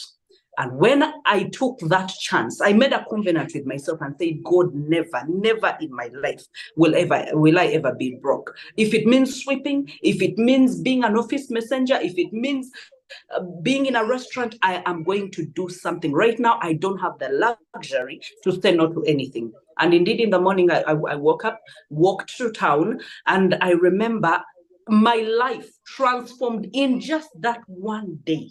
I met a man who was willing to mentor me, a man that I called my American uncle, a man that loved me so much. When he looked at me and told me, what should I do for you? I told him, you know what, I have a passion. I have things that I want to do, but I'm at a crossroad. I even don't know what to do. And that is the vulnerability. Some of us, while we are waking up, we want to just wake up or get up and just go without even consulting, without asking. There are people that are willing to help. This gentleman was willing to. I met him at a restaurant. And he took me in, we conversed. And I remember he threw options, not money. When it comes to heartbreak, he told me, you know, men are like motorcycles. One motorcycle goes, in Uganda, we call them boda boda. When a motorcycle goes, another one comes. So you should not weep endlessly over spilled milk. Get yourself up and get going again. And that statement changed my life. I know that I cannot give a full-blown, but when we get into questions, I know that we'll be able to talk about it. Okay, thank you. That was, you gave us your life journey. And I know that a lot of people can resonate with what you have been through, currently going through it, or have gone through it. And you just said, what changed your life where so many things, but money was never part of it. Somebody gave you a word, a statement, gave you something, a tool that helped you transform yourself. So change is not always about money. It could just be a word of encouragement to say, hey, you, pick up this thing, let's go. Stop this, get up. Don't worry, another day is going to be good. Those words can change anybody's life. So thank you so much for sharing your life on this platform with a lot of people. We appreciate the vulnerability. We thank you for putting yourself out there. And I know a lot of people have connected with your story. Let's go on and ask questions that will give us more insight on what we should do. So there are some people who are stuck in a career, their business, in their personal life. What does one get? How does one get unstuck in order to take the necessary action in the direction they would lead to life fulfillment? We don't want to go to another level, but we are afraid. We are saying that, if we move on, we'll lose something. How can we decide what to lose to move on to something great? And how can we know there's something great in front of us? Just give us insight, help us through this, this grueling, life-changing actions that a lot of us can teach and get to. Thank you. Okay, when we talk about getting unstuck, you realize one thing that I really want us to run away from as ladies and as women in this generation is being passive in our own lives. Handing the responsibility of us getting unstuck to someone else. to a husband to revolve our lives around someone else, either mother or someone, and handouts. And, it's about you, it's about your life and where you want to get it. And for me, I'll still go back to not just my story, but some of the things that I did and I can still do today, and I still do today. Because when you are a business owner, a broadcaster, I own a TV station and a radio station together with my husband. And we have about 5 radio stations in Ghana. And we have about 4 radio stations in the United States. Now, when you run such entities, you realize that you will get yourself at crossroads at so many times where you need to be able to get unstuck, not just from a bad life, but even from a good life to another better life. So you realize that we are all in different statuses. But there is one thing that has really helped me, and that is the character trait. To check myself and make an audit. What character traits don't I have that I need to get in order to get or to disentangle myself? Because some of us, we get stuck and it seems like a whole web that is surrounding us. Like we cannot even get ourselves out of it. But the moment you know that it's the focus that I lack, that is the character trait that I lack. Can I close this gap? Can I learn to focus? Can I concentrate? Is it the courage that I lack? Can I be able to work on the courage? Because the fear is going to be there. But the people that have made it, it's not like they didn't have fear, but they did it anyway. They did it in spite of the fear that they were facing. So that means they chose. So we have a tendency of thinking, oh, that is how I was created. No, if I was created without a sense of patience, I can learn while I'm adulting that, by the way, patience is one of the virtues that I need to get in order to get unstuck in certain situations. That boldness is something that I need in order to get through. And aside from the character trait, because I'll speak on that and I will take long, I want us to get into the habit of knowing where we are not good and get the competence that we need. What competences don't you have? These days, the world is shifting. If you need to be competent at communication, if you need to be competent at putting yourself out there, at building a brand, at speaking, at being a coach, we have so many mentors, we have so many coaches, we have so many people that have gone ahead of us and they're willing to hold our hands.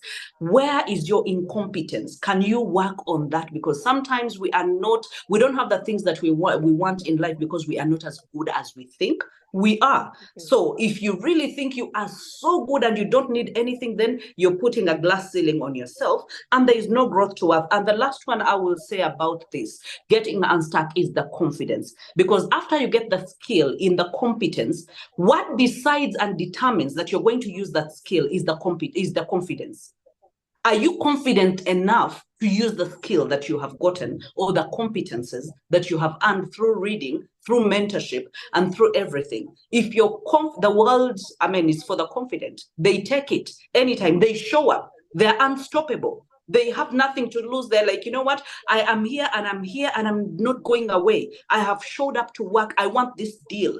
I want that. Why? Because they know that it belongs to anyone that it's for taking. So we take it, and even the Bible says that we take it by force. So if we are still dilly-dallying and just staying stuck and wanting to be cute and nice as ladies, no, you can be cute and brave. You can be cute and courageous and unstoppable and go and get what belongs to you. But that means that you have to get yourself unstuck. Wow. It's so many insights, within a short period of time. And like I told my audience, the same things keep, bubbling up from all our guest speakers. Be bold, create a habit, change your character. If you have a deficiency in an area, build it. Don't say I'm made like that. Work on it. And it's the same narrative over and over again. So we are in the right place. That means we're getting the right information that people need to get, because many people are saying the same thing. Therefore, there's truth in what is being confessed or professed on this stage. Thank you. This is the Growth Conference. If you're joining us again. So, Doctor, can you tell us, there are times when people have done what they believe was best for their situation, yet it seems that their ladder was still leaning on the wrong wall. Like, I've done everything. My character, I did. You said I should work on my habits, I did. You said I should do this. I'm doing everything, but I'm moving nowhere. What do you think? What is that bad eye view the person cannot see? Can you help the person look at it differently? Change the perspective. What are they doing wrong? Even if they're following everything that we have said in this conference, but nothing is moving on. Can you help people like us, people like them, say what exactly, or give an insight why they are still struggling? Thank you. Okay. And this happens, the feeling like you have placed a ladder on the wrong wall. And the bad thing that I see about this is sometimes we notice after it is quite late. After we have reached the glass ceiling, after we have reached the end of it all, and then there's nothing more for us. And then we notice, all along, my ladder was actually on the wrong. And so many of us, because we do not look for the right information.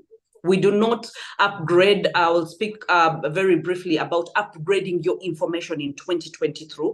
Who do you listen to? Where do you get your information from? A lot is trending and a lot is going viral, but it doesn't mean it is relevant. It doesn't mean that it is very useful in our lives.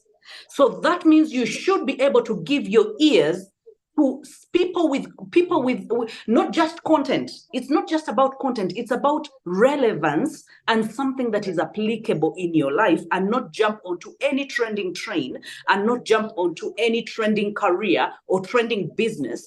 That is why we mentor people into finding their purpose, into knowing what they're passionate about, what they were called to do, where do they feel like their energies should be able to actually go. And one thing that I see about this is when you see that your ladder has been on the wrong wall all the time, it causes frustration. But I want us to redefine frustration, because frustration is your friend. Frustration is your best friend. Frustration is telling you that you need to recreate. So that means frustration is not telling you you're doomed. This is the end of it. You are dead and nothing can happen. So many people are pivoting at 50 years old, at 40 years old, and they're 20 years old that are thinking, I am dead and I'm giving up on life. That is why the previous speaker said that when you look at the Gen Zs and the Alphas, as in they're not as resilient as the millennials or the Generation X. But you realize resilience when you look at frustration and you're really frustrated. What is that frustration telling you? That frustration is telling you that you can recreate. I will take you briefly to the story of the creation. When God looked at creation and said, oh, it's beautiful. And then after that, he looked at his creation afterwards during the times of Sodom and Gomorrah. And he said, no, I have done something wrong. I think I need to recreate. I need to create an ark and make sure that you take two of everything. I need to start over again. So if the creator of the universe can start over on his creation that he originally said, this is so beautiful, this is good, who are you not to recreate your life? That when you get to decide that this ladder is on the wrong wall and say, I need to recreate, who do I need in my corner? Can I look for a mentor? Can I look for a coach? Can I look for someone that is doing exactly what I want to do, or someone that is making it in my industry? Can I be able to glean? Can I be able to learn? Can I be able? And it takes humility for you to even listen to what frustration is telling you and to be able to recreate something out of your life.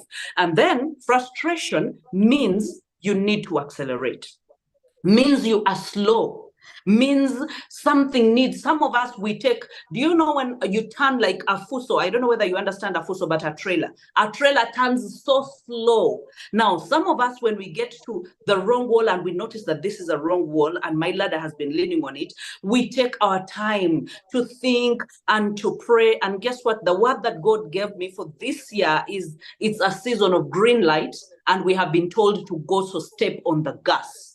That means if you're turning, you don't take your time to turn slow. Make sure that you are decisive. That, you know what, I have known that this is the wrong wall. Now, how do I come down and how do I build again from scratch? It could be a business, and maybe you're wrong. You chose a different passion, and that is not what you're passionate about. And you need to go from cosmetics to actually hair. And that is a pivoting for you. You need to go from, let me say, from import and export, and you need to be able to go into mentoring and building a community. People are changing so many things, but you need to be able to know that frustration is telling you something, listen and hearken and be able to recreate and change something. And then frustration is your motivation. Believe me, if you feel you are not where you're supposed to be, it's telling you something that decide now and make sure that you change either into a different arena or get more knowledge about it or get someone who is more knowledgeable about it. But it's always telling us something. So you knowing it, and there are people who never realize that they are on the wrong. You can see and clearly see how they are on the wrong trajectory, but for them, they cannot see. So if God ever gives you the insight to even detect that I'm on the wrong route, make a turn. And if you discover and you think this is too late, it is never too late for you to change. Make that turn as well. Wow, thank you, Doctor. You have, you threw in a lot into the bucket, but what, highlighted was frustration. You've told us that take frustration as that negative thing to become output. Take it as, let me look at this frustration again. Let me see that maybe it's telling me something else. That is my cue, not what is supposed to destroy me. It is my cue to ask more questions, get knowledge, ask questions, get a mentor, tell me more about why I'm frustrated than to just give up and say, you know what, I'm done. You can pivot at any age. You said it there. God pivoted at the time after he said everything was perfect. So we as human beings always have a chance to change our direction, change our environment, change our relationships. If they are not, helping us thrive, you have really, given us so much, Doctor. We're so excited. We're thankful for, bringing your knowledge here. We appreciate this. And the final one, before we, close your session, and you have really used your personal experience to share with us what it means to take action. So we're asking what past experiences, what does our past experiences have to do with someone's inability to take action in the right direction? Something happened to me in the past. Oh, I'm not going to take that risk. No, no, no, no, no. It has happened. I tried and it failed. So no more. I'm out of it. So can you tell us how we can remove or decouple our minds from that mindset of like, so because it happened in the past, so why can't you do something else in the future of the same thing? Why don't you look at it differently and move forward? Give us insight on how we can manage ourselves, our minds ourselves, to accept that, oh, it's in the past, but can we still go to the right direction? How can you help us with that? Let's wrap up the session with that. Okay, I think number one, I would love you to, just like I've done so many times, extend grace to yourself. We extend grace to other people, but we never extend grace to ourselves. We usually demand perfection of ourselves. We demand the grit. We demand the resilience we demand. But sometimes when we fall short, it doesn't mean that we should crucify ourselves. Can you be able to extend grace to yourself? And know that, by the way, you can map your life. I've taken time to do this. I hope that you can take time to do this. Everything that is manifesting right now, be it fear, it is coming from somewhere. It has a root cause somewhere. It could be in your past. It could be in your present.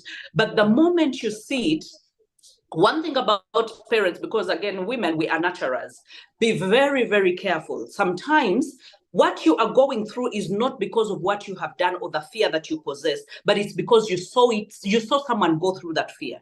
Like for so long, I had given up on marriage. I'd said, I will never get married. I'd say, because I had seen my father and my mother and how it was a toxic relationship, a very narcissistic relationship.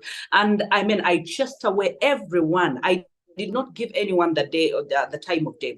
And I remember my mother holding my hands and telling me, I am praying for you. You will get a man that is not like your father. You will get a man that adores you, that loves you, and just give love chance. I'm praying for you. You will thrive in your own marriage.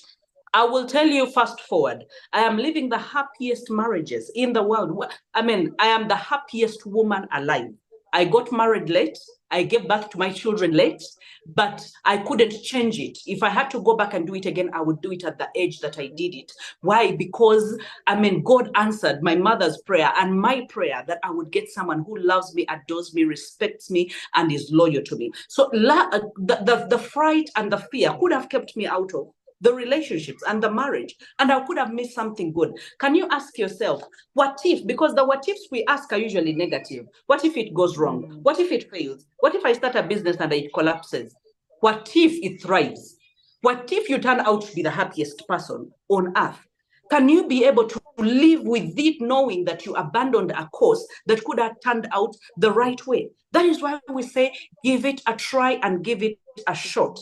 And one of the things that we should be able to do while I'm actually concluding is God is not going to come and do anything for you. You have your part and God has his part.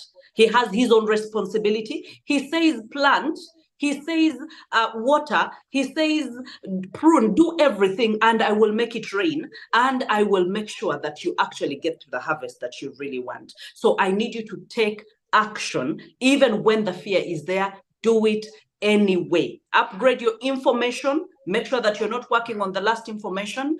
Make sure that you upgrade your execution, okay? It's time to execute. That means you execute without thinking, what if, what if, what if? Yes, I know risks can be calculated, but sometimes the go-getters never even calculate. They say, you know what? Let me go and I will find out. It's good to have both states of mind and to be able to flourish in the world. And then the last one I will say, that insulate yourself. You're not insulating like the insulated wires. Negativity is very contagious. When you dwell with someone or you have ever been with someone that is negative, has a negative attitude, it will automatically grow on you and you will be so negative about everything, projects, businesses, relationships, anything that would have taken you ahead. So you cannot insulate your, separate from family, separate from spouse. You cannot separate from the best people in your life, but you can insulate yourself. You can choose to say that my priorities are not going to be your priorities and your priorities are not going to be my priorities, but it doesn't mean I don't love you. I love you, but I can have different sets of priorities and I can chase my purpose and chase my greatness despite the fact that I'm in a love relationship or we are married or you are my sibling. So let's learn to insulate ourselves, and that is how we're going to be able to take away the fear and the negativity and be able to embrace the new greatness that is ahead of us and the things that we need to do. Wow, wow, wow, Doctor. You have filled us. You are our first speaker, but you became, our last speaker for the day. But you have filled us, with so much energy. Drop the energy ball. You picked it up and you're raising it up the roof. And I know that everyone, I can see the comment section, everybody is picking up nuggets. And I know those nuggets, resonate with them. You said so much about frustration. You said that these things can help you move forward. You talked about insulating ourselves. Negativity is very contagious. And then extend grace to yourself. But more importantly, if rather than saying, what if, why don't you say, why not? What if, why not? Let us change the grammar. Let us interchange. Let us switch it up, and we'll get to the level that we want to get to. Thank you so much, Doctor. You have been insightful. You have shared with us important part of your life here on screen with a lot of people across the world. I'm sure people are happy and they are clapping for you in the comment section. I wish you can look into it. Everybody's engaging. Thank you so, so much. We appreciate it. Everyone, please, we need virtual applause, virtual smileys, virtual thumbs up. Please just put it there for the amazing Dr. Bahati. I appreciate your time. We thank you so much for being part of the Growth Conference and giving your time to us. I appreciate it. Thank you from the team and everybody else. So we're generally coming to the close of the session. I'm sure everybody, I'm also getting posts from the group chat. I'm seeing everybody posting everything that they have learned. I'm seeing people connecting from YouTube. I really appreciate everything that is happening. I thank participants for bringing up the energy here. And I myself, as a moderator, I have, it's like they're pouring the information to me, but I've gotten so much and added to my wealth of experience. I feel honored to be moderating this session because I'm engaging with amiable women. I'm engaging with people who are sharing their life, their pain, their successes with us. Thank you so much. And before we know our keynote speaker and the host will definitely come to close the session, but before then, we want to welcome Sterling Bank to come and engage with us a little bit.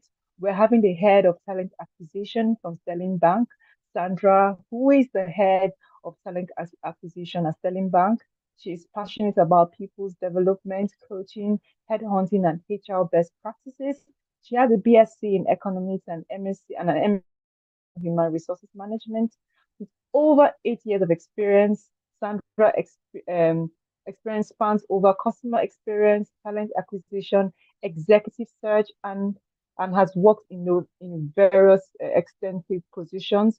She has worked across commercial and investment banks, telecommunication companies, fintech, pension and insurance firm. Beyond work, she loves supporting various women's development schemes and the advancement of the girl child. Sandra channels are inner Shakara. Shakara is what we call someone that likes to enjoy herself and likes to feel good with herself. That Shakara is a Nigerian term, and for other people who are not Nigerians. When no one is watching, and she loves to dance a lot as a way of distressing herself, and she loves watching cartoons. And she's quite animated, and Kung Fu Panda is one of her best. In the future, she hopes to influence more women to excel and help more girls find their voice and place in society. Please, can we spotlight Sandra here from Sterling Bank? Thank you. Good evening, everyone. Good afternoon, good morning, depending on your time zone. My name is Sandra. It's a pleasure being here, listening to all the wonderful facilitators. I mean, we've heard such fantastic things, and we are thankful to be amongst us all. And it's beautiful to know that the theme for today's event is reinvent and relaunching yourselves, which is what Sterling Bank as an institution has been intentional to do. And as a bank or as an institution, we've been intentional to understand what travels our employees and also the economy at large, because for all of our sustainability growth, we are always intentional to know how can we drive growth within the economy, looking at the various sectors where we know we can thrive. Hence, this platform is really important to us. So recently we launched an initiative, right, a recruitment campaign that was tailored towards mothers, right? How mothers can be the boss mothers, momship, that's what we called it. And it was particularly very intentional. And it was beautiful to note because we had over 10,000 persons apply. So what was momship about? It was majorly about providing women who have taken a career break, or women who possibly want to, or stay-at-home mothers, or women who possibly want to think about some other career path, how we're able to, or have never worked in the corporate world. So we're majorly looking at an opportunity for them to gain practical experience, right? And for us to be able to show our mothers that they still have it, how we can make them be boss moms, how we can make them succeed in a professional setting. And all of this were tailored into, okay, what kind of environment will they thrive in? Looking at how we can bring about internships, looking about how we can bring about fixed-term engagements, looking about how we can bring about gig work or even full-time employment to ensure that we're able to cater to the needs of mothers, because it's very important as women that we do not dim ourselves or we do not dim our lights. And some of the times when we move into the dynamics of family, we put ourselves at the back burner, or we push ourselves behind while letting some other factors within us lead the way. And I think over time, while doing our research for us to be able to launch this campaign, we realized that women also wants to thrive. Women also want to be boss mothers. So we were intentional to understand that we are able to create that, right? To give our mothers the platform to work and be better. So Sterling as a whole, we are majorly intentional about understanding how we are able to create niche experiences, right? Niche initiatives that we cater to our employees, both men and women alike, as a bank, and which is why I'm very I'd also want to implore other organizations that for you to be able to win in the marketplace, you have to win in your organization, right? How can you make your employees live their best lives while doing their best work, which was and has always been our focus, which is how we know that we are going to get and gain more market share by being able to do that. So other specialized programs for women, maternity hub, that's both a virtual and physical maternity hub, providing care, support, encouragement, lessons, learnings to expectant mothers with a certified gynecologist and midwife. There we have creche facilities, we have the employee assistance programs, the gym facilities. We majorly created various initiatives to ensure that our females, right, or females that want to work with us are able to live, thrive, be productive, and be the best that is needed. So majorly, I'm really thankful that we have this platform, Reinvent and Relaunch Yourself.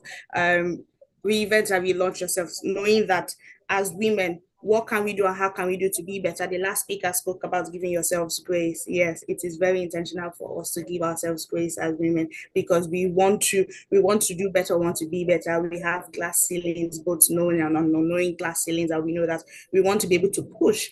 Question is, how are we able to push? What communities do we have, right, to support us? So having organizations being intentional to understand their employee dynamics and being able to create such initiatives and such communities, like we in Sterling have the Bloom Network, tailored solely for women, been running for a couple of years to assist them in career changes and understanding their who they are as women in the corporate world. We have the Sterling Women Development Program, which is tailored for mid-management women and how to succeed into more leadership positions. So those were very intentional initiatives too, because very intentional, clearly. Yeah.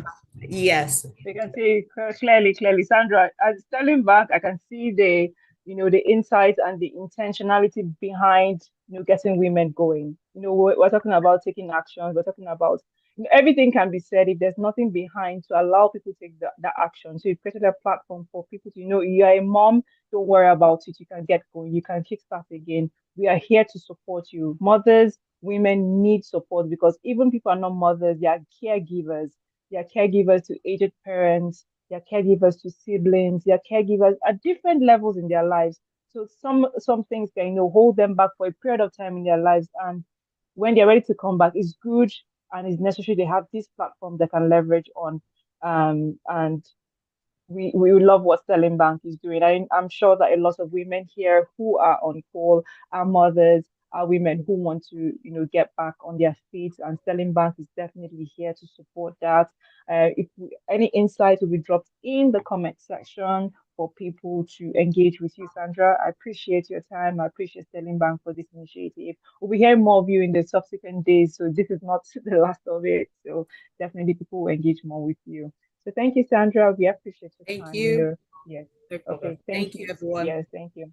Thank you. So right now we are winding down the Growth Conference 2024. It has been exhilarating. It has been insightful. It has been informative. It has, driven us to another level. I am seeing the comment section, and I'm seeing people talking about what insight.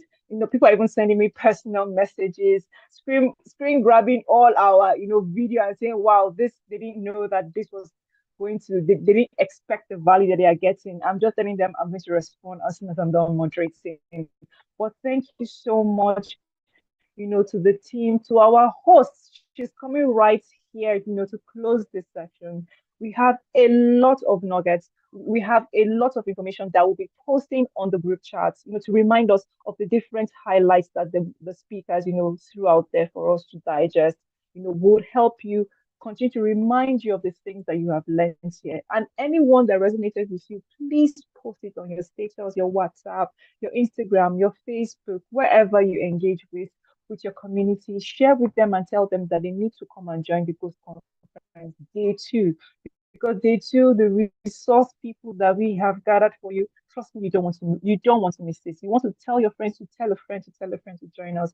I hope you've had a wonderful, wonderful time. I have.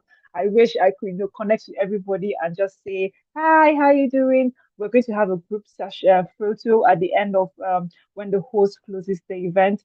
We'll be asked to turn on our cameras just for a snapshot, as telling us that we are here with the people who wanted growth in their life. Please just give us that little time and that little engagement for us to have snapshots with the team. And we're going to have one with the speakers and then one with everybody who's presently here on Zoom. So I'm going to call on the host, during her keynote speech. We had some technical issues, but she's here, to close out the session. She's going to give us highlights on what, she has learned personally and what, we should take home on this day one. So, Noella, thank you and welcome back. I yield the stage back to you. Thank you so much. It's been so hot in this room, from Maryanne Parker telling us not to follow every trend, to Ndidi telling us that when you work for an organization, you're actually working for yourself primarily. And then to Bahati telling us that it's never too late to pivot. You can pivot at any age. And then our guest speakers from IEOM, Mr. Dofia and Sandra Dofia, telling us how we can actually engage in cross, how do I put it now? How we can engage in international trade. For those of us who want to begin to earn in foreign currencies, you don't have to have an oil well. You don't have to have a very big company, but with exports, you can actually earn the foreign exchange that you want. And then to Sterling Bank telling us how they are supporting moms, supporting women, so that you can actually get the best of both worlds. You can be a mom and you can also be a boss mom, like she put it. Thank you, everybody. I'm really, really, really, really excited to have heard everything that happened today, to have seen everything that happened today. And just before the network interrupted, I was going to say that where we are going with all of this is to see more women taking leadership positions. And not because they are women, but because they are competent. We want to see more women in the board. We want to see more women in the tech space. We want to see more women doing those things that, we were told that women couldn't do, and occupying those positions that we thought that women couldn't occupy. But most importantly, for us to understand that we're not at war with men, that we can only achieve these goals effectively. The goal of reinventing and relaunching ourselves with the men by our side. We need their perspective, we need their support, we need their collaboration. We also need their brain. We need them to make this work. So thank you so much, everybody who has participated here. And I thank you immensely, our audience, for your patience. You've been here for a very long time and you're still here. I can see the room got filled to capacity. It was even difficult for Bahati to come online because the room was filled to capacity, to the point that our own speaker couldn't even come online. Thank you so much. I don't even know how many people joined us on YouTube.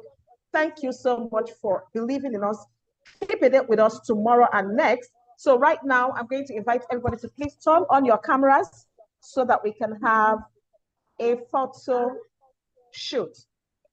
Please turn on your cameras so we can have a photo shoot. Your cameras, please, everybody. Thank you so much, amazing people. Thank you. Thank you, Bahati. Thank you. That was an awesome presentation.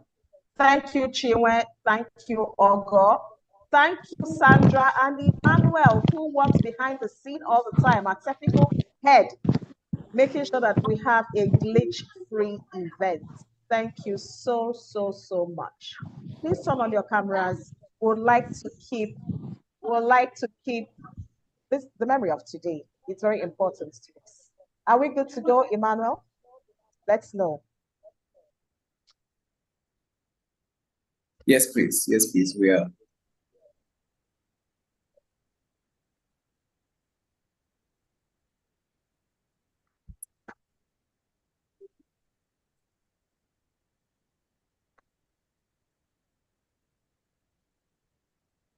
Emmanuel, I think people need to be spotlighted or Do we something. smile, Emmanuel?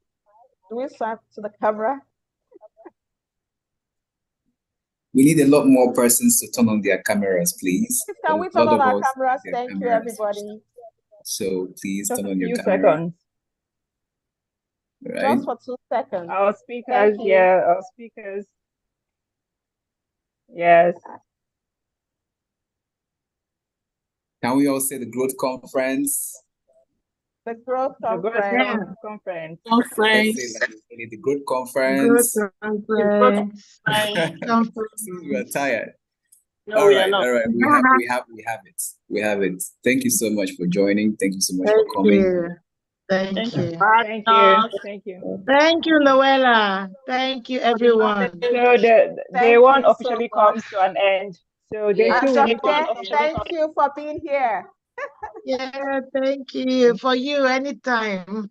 Thank you, Madam Wiley. Thank you to the moderator. You did a wonderful job. Thank you. Thank you so much. Many thanks. Thank you. Thank you. Thank you, everybody. Tomorrow, love you all. Ibiba, thank you. Mari, Hilda, thank you. Thank you. All. Bye-bye. Thank you. Bye, everyone. So, Noella. I love you right back. Thank you. Thank you. Thank you, everybody. Thank you. Please keep a date with us tomorrow. Tomorrow is going to be another exciting day. And then we are going to have the highlights in 2 days' time. So, see you and God bless you all. Have a great day, a great night, a great afternoon, depending on where you're joining us from. Good night. Good night, Bye. everyone. Bye.